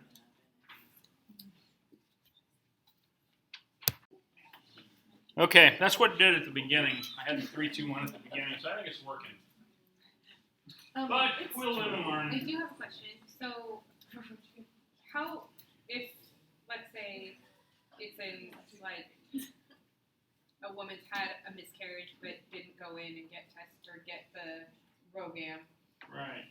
and then she gets pregnant, and she doesn't know she's pregnant again, how far into the pregnancy or quickly into the pregnancy can hemolysis start?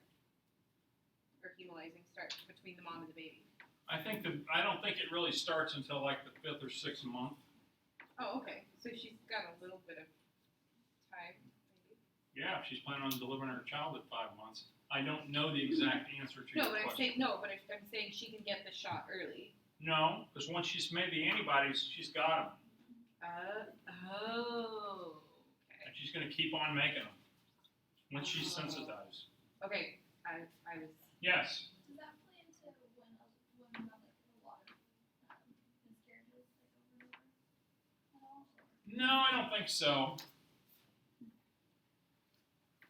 I don't think an RH problem would lead to a miscarriage. Yeah.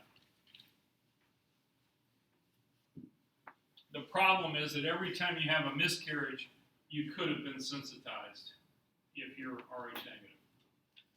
Okay. All right, enough of that. Cross reactions in blood transfusions, basically what this means is that no one is a perfect match for anyone else. Okay? Even though I'm O negative and you're O negative, there are lots of other minor blood types that are involved. So people can still have a blood transfusion reaction between people that you think it's okay because they're the same blood type, they're the same RH, and so forth, because there are minor blood reactants. Because of that, there are these, it causes transfusion reactions, which every time you give a unit of blood in your career, you will be highly alert and on the lookout for a transfusion reaction. Even though you look at the bag and it says it came from person X and it's such and such a blood type, and you look at the patient and you verify their wrist bracelet and it says this is the right unit of blood for this patient, there's always a chance of a blood transfusion reaction. Usually it's a minor reaction. It might spike their fever up to 106. They might get really sick. But generally it is something, if you're watching for, you can control it. Whenever there's antibodies in one person's blood that gets blood from someone else that has that specific antigen, that those antibodies are going to jump onto that protein and destroy that red cell. When hemolysis starts occurring in your body, it doesn't feel good. Your pee turns red. Usually you spike a big fever. You break out in whelps. It's just lots of a reaction, of kind of an allergic kind of reaction thing. And of course, the big problem here is the blood agglutinates. That means it clots. And so it can agglutinate out in your kidneys and cause kidney failure. It can agglutinate out in your brain and cause minor brain failure. And the cells hemolyze, in which case the hemoglobin is released and your serum turns red. So anytime you have a blood transfusion that is between people that have totally incompatible blood types, that's a bad deal. And if you screw it up so that people are getting blood that's the major groups are wrong, that's probably going to be a fatal issue. It's a very bad reaction if it's one of the major groups, like I said. So here's what happens. In this case here, you have this type of blood. The spikes, I think it said was A, wasn't it? And B. And then the person had the antigens, or excuse me, the antibodies against that. And you put those two bloods together, and boom, the little antibodies start grabbing onto the spikes and destroying the cells, tearing them apart and having them clump as illustrated here, and hemolyze as illustrated here, where they just blow up.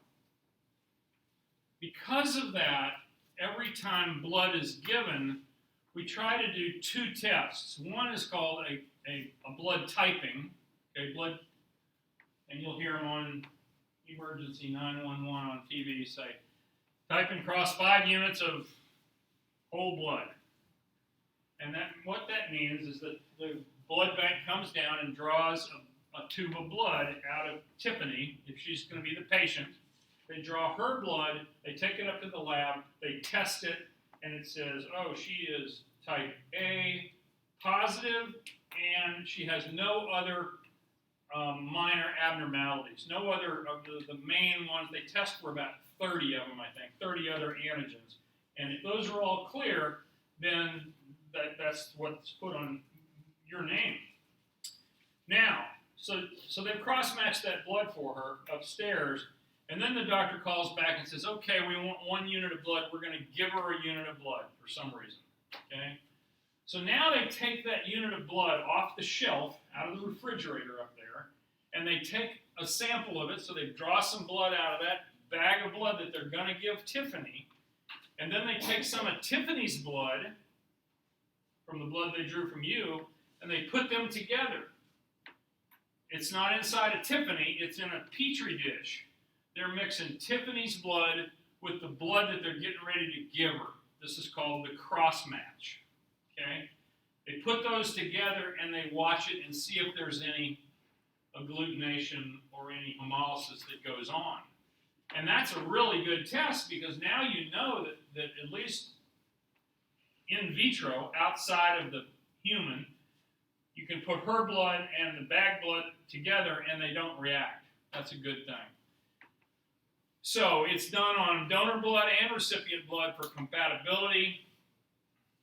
But what about, and that takes about an extra 45 minutes, by the way, to do the cross match. The typing may only take 10 minutes, but cross matching takes about 45. And the situation that I would always get into is you get this bad accident in, somebody's bleeding like crazy, and you call the blood bank and say, I need 4 units of blood right now. So what you get is you get type-specific blood.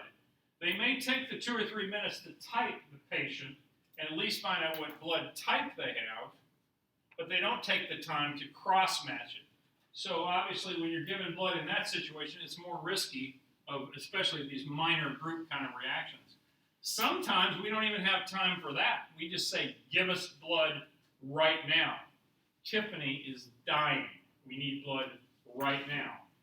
And the blood bank always bitches and moans because they figure they'll be held responsible if there's some big reaction.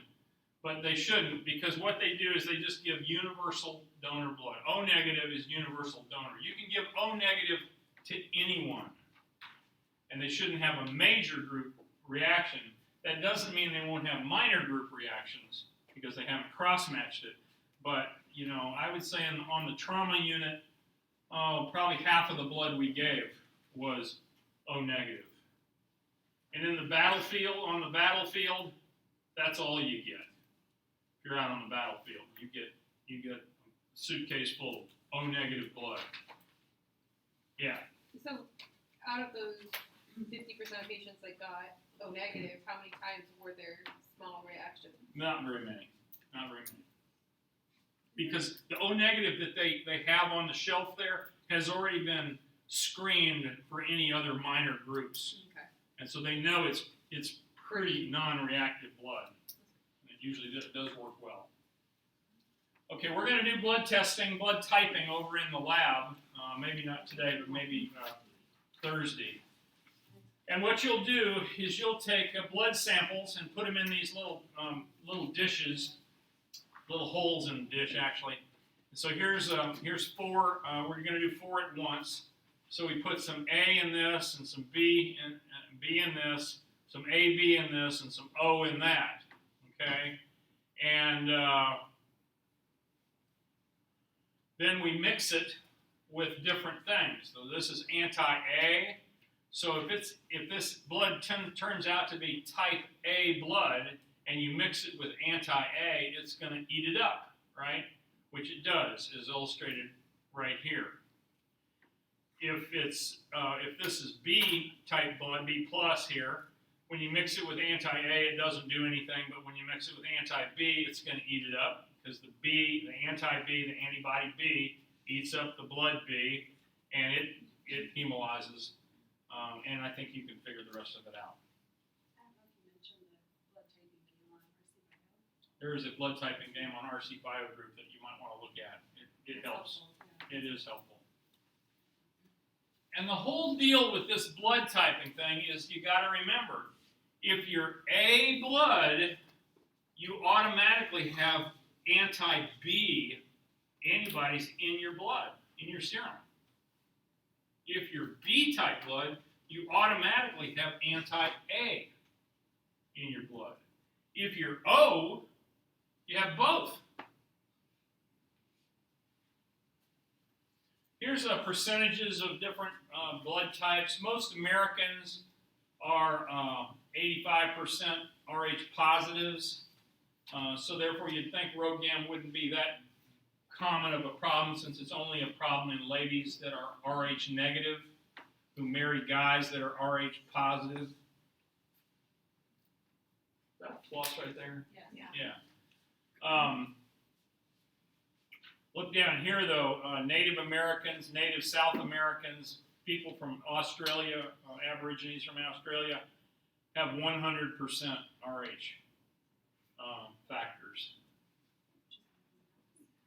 Please notice that in America, the most common blood type is O, and the most rare type is AB. South Americans also, yeah. 100% type O. So it's only RH positive? They don't have the RH negative? Right. South Americans, Native South Americans are 100% Rh positive and they're 100% O. So they're all O positive. Let's talk about the white cells for a few minutes. This is the one thing in A&P that I think you need to learn how to use oil immersion on. To be able to look at some white cells, you're going to have to identify them. That will be on the exam. They're also called leukocytes. Leuko means white. Leukocytes, white cells. Get it? They don't have any hemoglobin in them. They don't carry any blood vessels. They do have nuclei and other organelles. So when you look at white cells, you'll see nuclei in them. You'll see other organelles and so forth. What do white cells do? Well, most of them are phagocytes, and they eat up things. They eat up bacteria, they eat up viruses, they remove toxins, and they also attack abnormal cells. So remember we said that white cells only live 120 days. Well, when they get towards the end of their life, they start looking kind of old and decrepit, and other white cells eat them up. And then they're broken down, and hemoglobin is recycled. White cells are funny, and this was always a hard concept for me to understand. The number of white cells that are actually in your blood is pretty low. You know, we're talking about millions and millions of red cells. We're talking about 5,000 white cells per microliter, okay?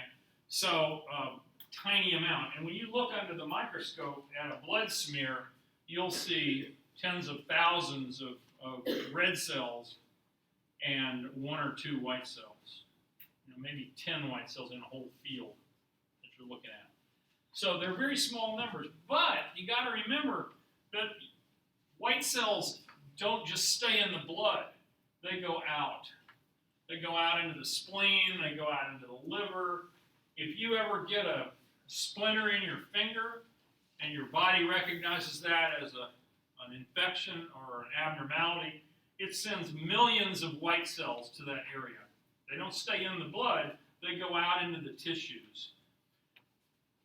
And anybody ever had a splinter in their finger that stayed there for a few days and it festered? Oh, no. I love that word, fester. What does fester mean? Infection. It's just like an irritant. That's like an irritation. It forms pus, that's right. You form a pus pocket around it. It becomes a little abscess. What is pus? Pus is nothing but pure white cells. Okay? So that's your body's attempt to eat up that splinter or eat up all the bacteria that are around it and get rid of it. But remember, those are pus cells, those are white cells that are not in the bloodstream. At the same time you've got an infection somewhere, you're going to be making so many more white cells that the number of white cells in your blood will probably go up. So whereas normal white cell count may be 5,000, it may go up to 20,000 if you have a bad infection. Even though most of those white cells aren't even staying in the bloodstream, they're going out to try to fight that infection. You still get a rise in your white count. Yeah? Let's use the splinter again. As you have this festering splinter, Mm-hmm. those white blood cells, are they actually active and attacking? So should you not drain it? No. White cells are attacking it, but yes, you should drain it. Because our body, when it has a foreign body in it, like a splinter, and a lot of times an abscess, what it really has in it has dead tissue in it. You know, it got infected, some of the tissue in there died, so that's like a foreign body. You got to get it out of your body, and you always drain pus. Always drain pus. So the characteristics of the cells are they can move in and out of the bloodstream. They move like little amoebas. That's what amoeboid movement means. They are attracted to chemical stimuli. For example, if there is an infection, usually that area becomes more acidotic, and the white cells move towards the acidosis to help fight the infection. Some are phagocytic. These three types right here, and these are certainly three of the ones you need to know: neutrophils, eosinophils, and monocytes. Let me break those words down for you. Neutrophils are neutral, and that means they stain neutrally. So they usually look kind of brownish, grayish under the microscope. Eosinophils take up eosin really well, so they're very red, and the dots there in eosinophils, are bright red. Can't hardly miss them. Monocytes are usually kind of bluish. Here's all of them, the five types. Neutrophils are what we really think of as pus cells. That's your basic white cell neutrophils. Then there's the red ones, the eosinophils. There's the basophils, which are basic and they're blue. There's the monocytes, which have a single nucleus. And then there's this last group, which is the odd one out. They're the lymphocytes. Lymphocytes are the ones that make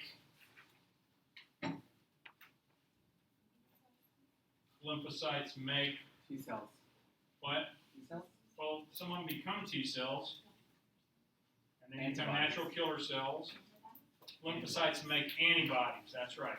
So lymphocytes are the basis of our immunity to almost everything. Here's what they look like. Here's a neutrophil. We call these segmented neutrophils, usually, because the nucleus is in segments.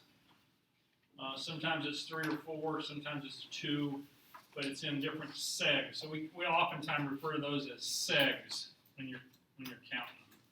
Eosinophils, EOs are bright red, as I mentioned. Basophils are dark blue, as seen here.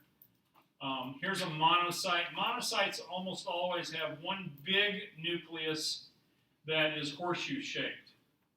And believe me, if I asked you one on an exam, it would be big and blue and horseshoe-shaped. The lymphocytes are the smallest of the white cells, not that much smaller, but they are smaller than the rest of the white cells.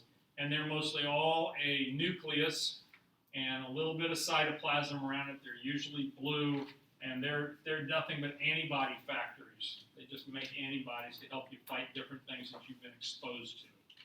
And then those ones don't have any segments, right? No, they're not segmented.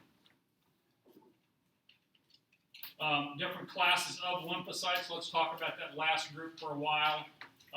One is T cells. T cells, the letter comes from the thymus. That's where they started, was in the thymus gland. Remember, that's here in the neck. They're made when you're a little bitty, and that's where your body's population of T cells comes from. And even though your thymus kind of draws up and shrinks away, you still have these cells left called T cells. A T cell count is the most important count in a patient that has AIDS. Whenever they go into the doctor, they want to know, what's your T cell count? And they count it. And when the T cell counts start getting too low, that's when the physicians realize that, wait a minute, this patient needs help. We need to change their drugs. We need to do something different, because they're not going to be around too long if they continue with that low T cell count. So they change their medicines, usually, and there's all kinds of combinations of them. that will bring their T cell back up, and then they're back to normal. I mean, look at Magic Johnson. He announced he had AIDS in 1990. That's 25 years ago. He looks like AIDS hasn't exactly made him skinny. He's put on about 40 pounds, and he's round-faced and looks happy as hell. But, I think that we've come to the date in the treatment of AIDS where, because we can monitor these T cells and we can monitor the viral load, you can see how many HIV viruses do you have. You can count them now with a blood test. And most patients like him have zero. You can't find any virus in their system at all. Are they cured? No, they're not, because if you stop treatment, eventually, a few months from now, they will have virus. They will have low T cells again. So you got to keep treating them. But I'm of the belief that AIDS will soon be like high blood pressure. It doesn't shorten your life, but you got to take pills for it every day. That's the way I think it'll be. And believe me, I lived through the AIDS crisis and the early days of it, and it was totally different. B cells come from the bone marrow. They help us with immunity. They differentiate into plasma cells. Plasma cells also synthesize antibodies. And then there's these other types of lymphocytes called NK, or natural killer cells, that detect and establish and destroy abnormal cells, like white cell or like blood cells that are breaking down, like cancer cells. The fact is, everyone in here is making cancer cells every minute of every day. We're all having some cells kind of get out of control and turn into cancer cells. But thank God we've got these NK cells, these natural killer cells, that recognize those cells as being abnormal, recognize that they're out of control, they go in and kill them. And so we don't have cancer. At least we don't have the effects of it.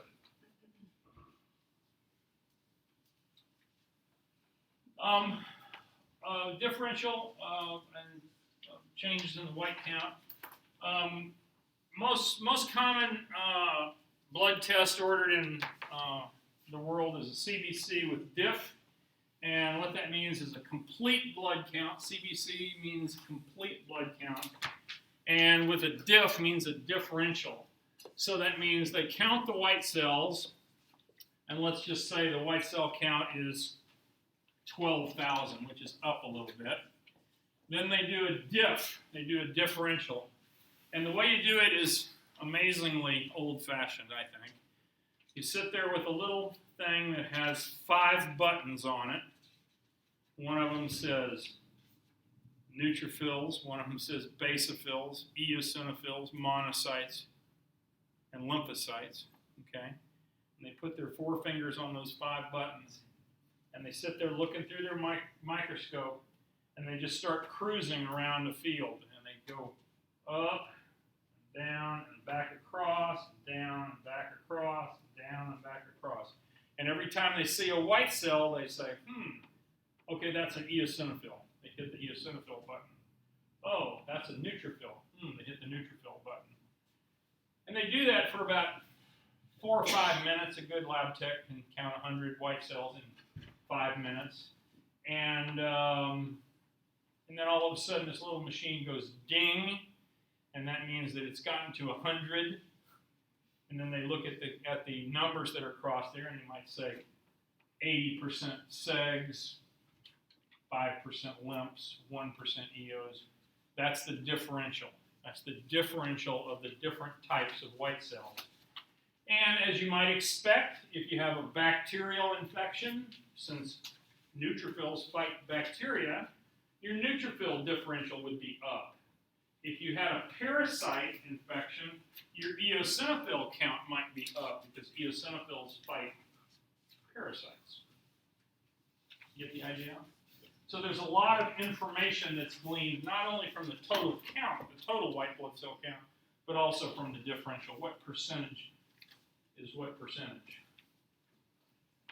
Here's what red cells look like. I think I've already said this stuff to you. Remember my numbers, about 5 million. The number is 5, which is the number of red cells per microliter. Here's neutrophils, eos, basos. Normally the baso differential is less than 1%. Normally the eosinophil count is less than 2 or 3%. Neutrophils always make up most of our white cells. Neutrophils are the ones we think of as the white cells. Here's monocytes, 2 to 8 is kind of normal. You don't have to know these numbers. Just remember that the two of them, the big ones, are the neutrophils and the lymphocytes. Lymphocytes should be about 20 to 30%. Now, if you had a big virus and you were really sick from a virus, your lymphocyte count would probably be up. It might be 60, 70%. And sometimes that piece of information can be useful in trying to figure out what's wrong with the patient. Platelets are the last thing that floats around in blood. It's the last formed element. They're very small. The normal count for them, we can give it a number if you'd like. We'll call it 300,000. It says here 350,000, but let's make it a round number.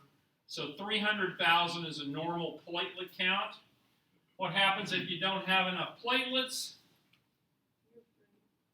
What? You bruise and bleed easily. I think the best indication if somebody has a low platelet count is if they brush their teeth and their toothbrush comes out bloody. That's a pretty good sign that they're low on platelets. If their platelet count gets too high, that's called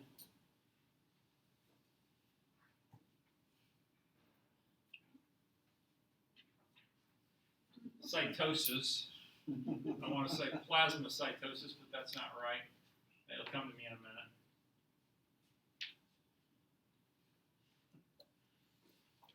Okay.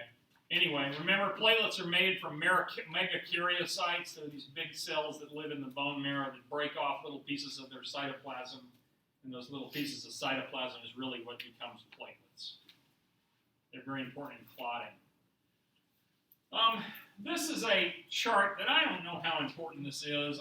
I've taught this a number of years, and I think, you know what, this is kind of stupid. So let me just kind of go over with you, and then you don't have to memorize it by any means. Where do white cells come from?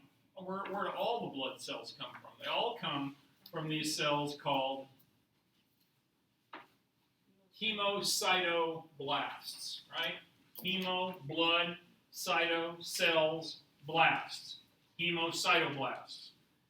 So that's the stem cell for all of these different types of blood cells.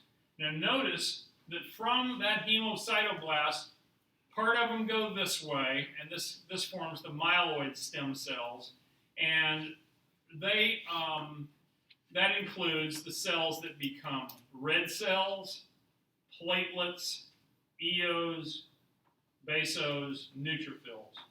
All of those, including this one too, including the monocytes, they all come from this branch, this first split in that formative thing.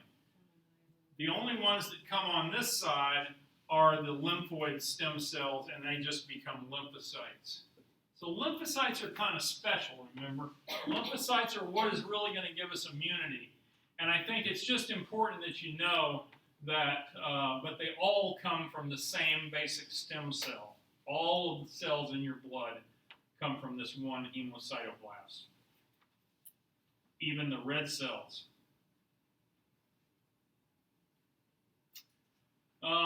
Meanwhile, back to the platelets. They are cell fragments involved in human clotting. In some vertebrates, the platelets actually have nuclei in them, but we don't, so let's not worry about that.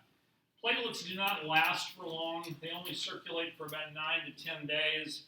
And I'll tell you, if you go to the blood bank, they put out a call for platelets because they've got some patient that's really low on platelets and they need them really bad. They will use your platelets within 10 hours or they'll throw them away because they just don't last very long at all when they're out of the body. Whereas blood cells can last for 3 weeks, as I said, platelets last a couple of days at the most, and what you'd really like to have them super fresh within 4 or 5 hours of them being drawn out of somebody else.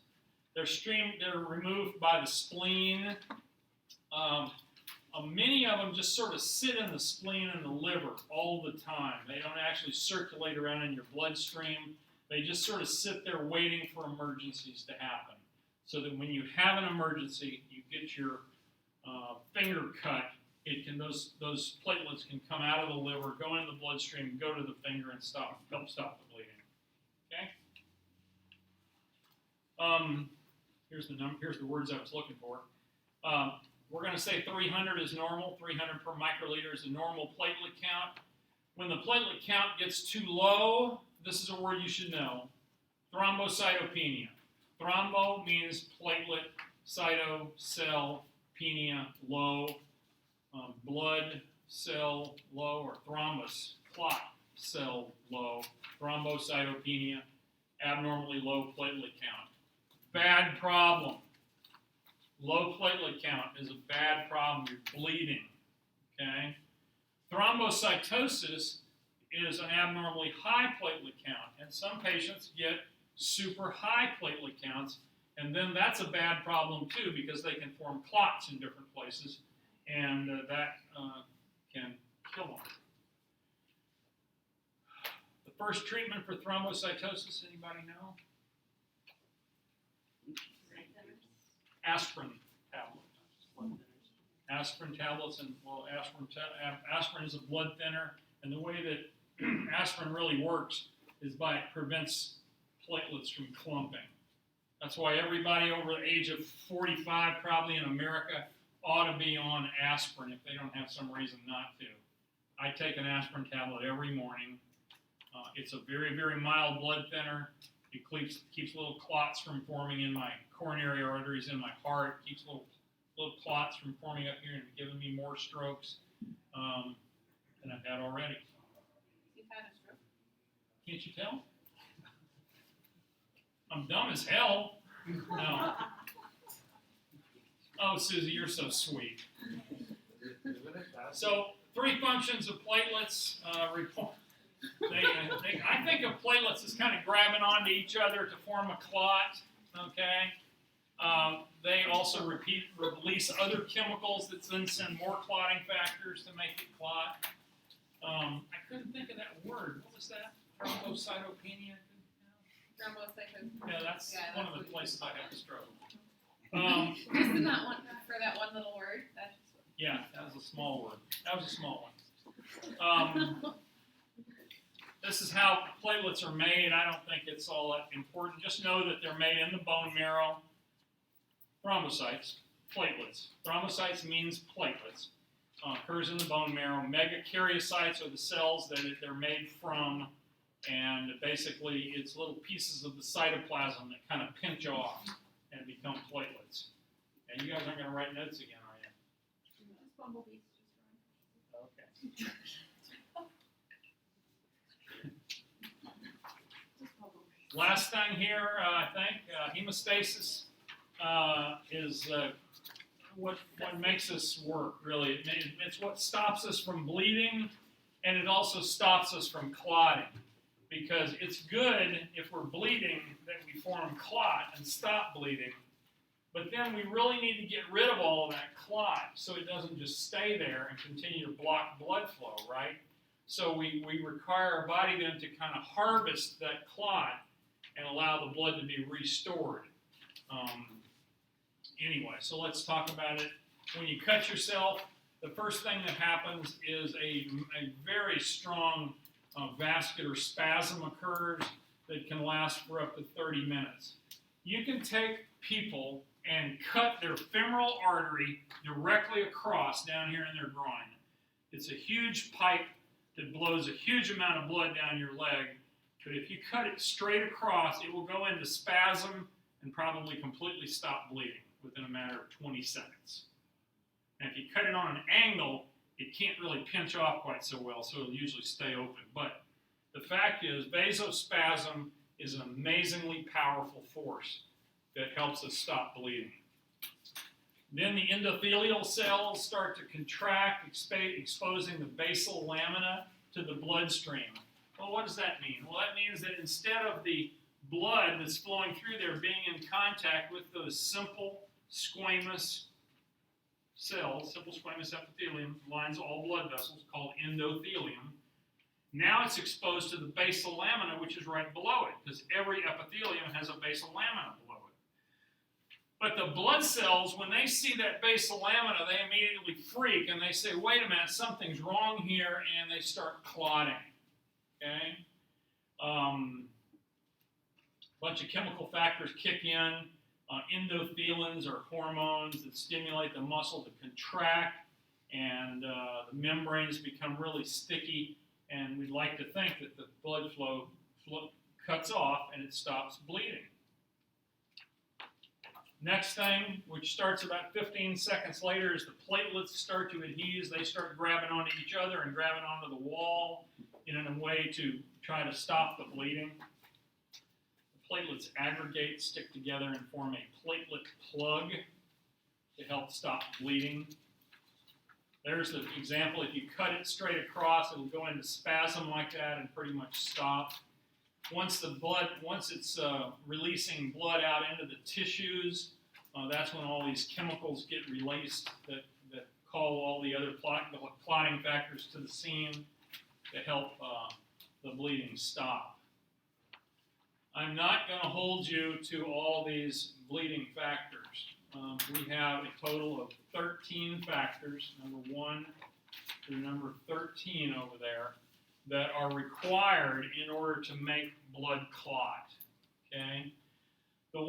There's a couple of them that I think are really important that you have at least heard about.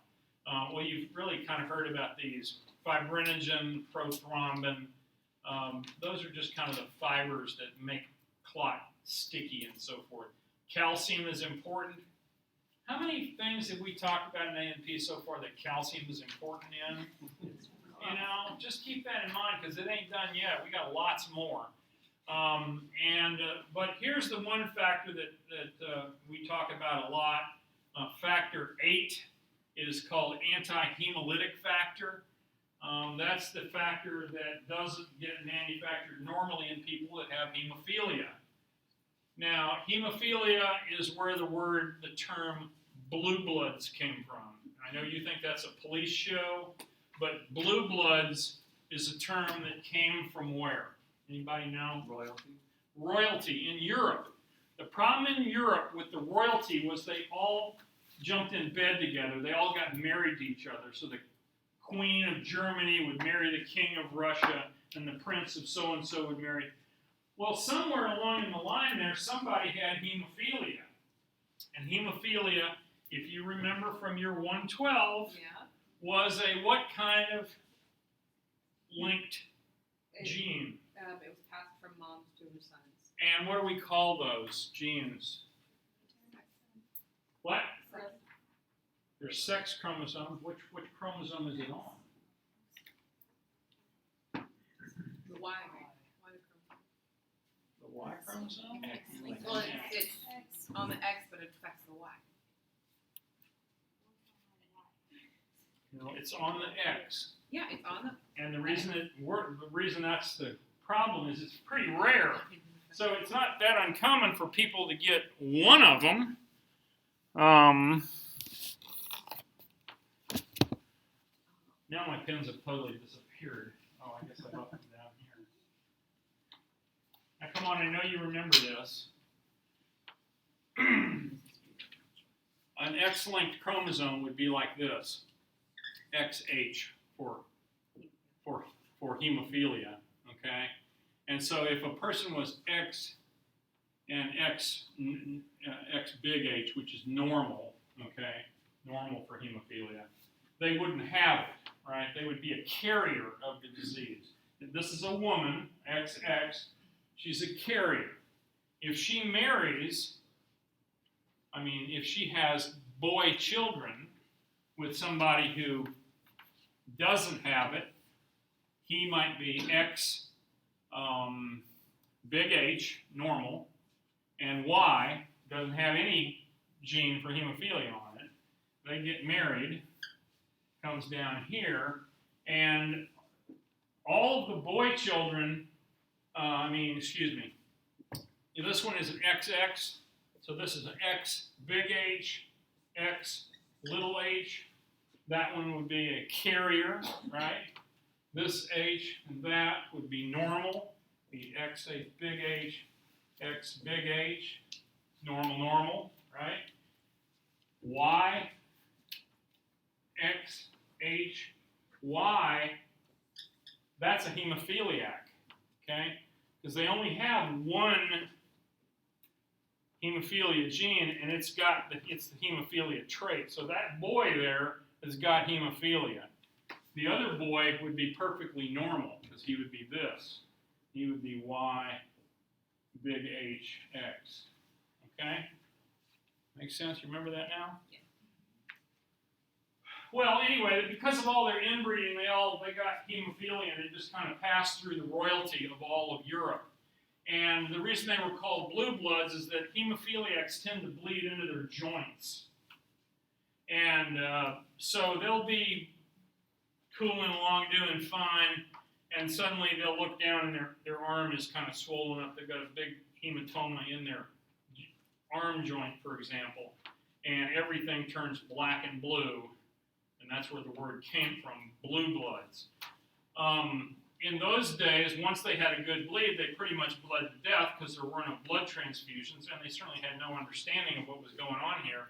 Now we have been able to manufacture hemophilia, anti-hemophiliac factor.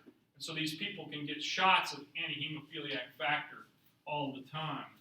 Now, a really sad story is that back in the 80s, all the hemophiliacs got AIDS.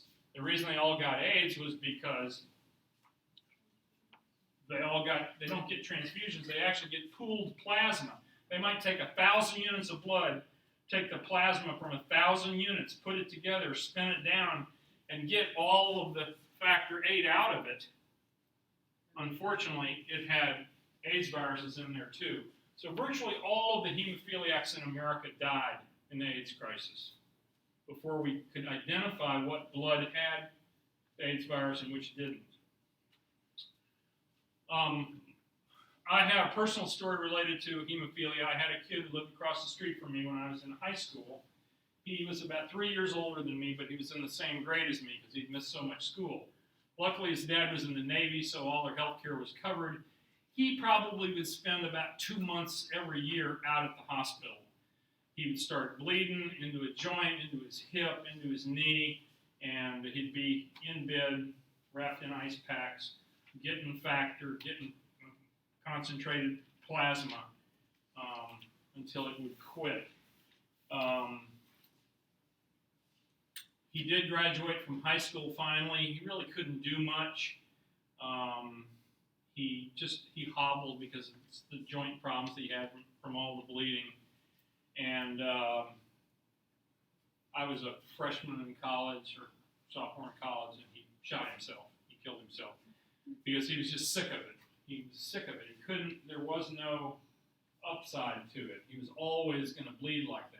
Luckily, they have made lots of improvements now with the factor and so forth, and they're just giving it to the people before they bleed. Back in those days, it was so precious and so expensive, you didn't get it until you needed it. Anyway, this is what blood looks like up close with lots of clot. This is fibrin mesh working all through it there. Calcium, vitamin K are both essential to clotting, but you've got to get really awfully low before those things are a factor. Would you pass those around, please?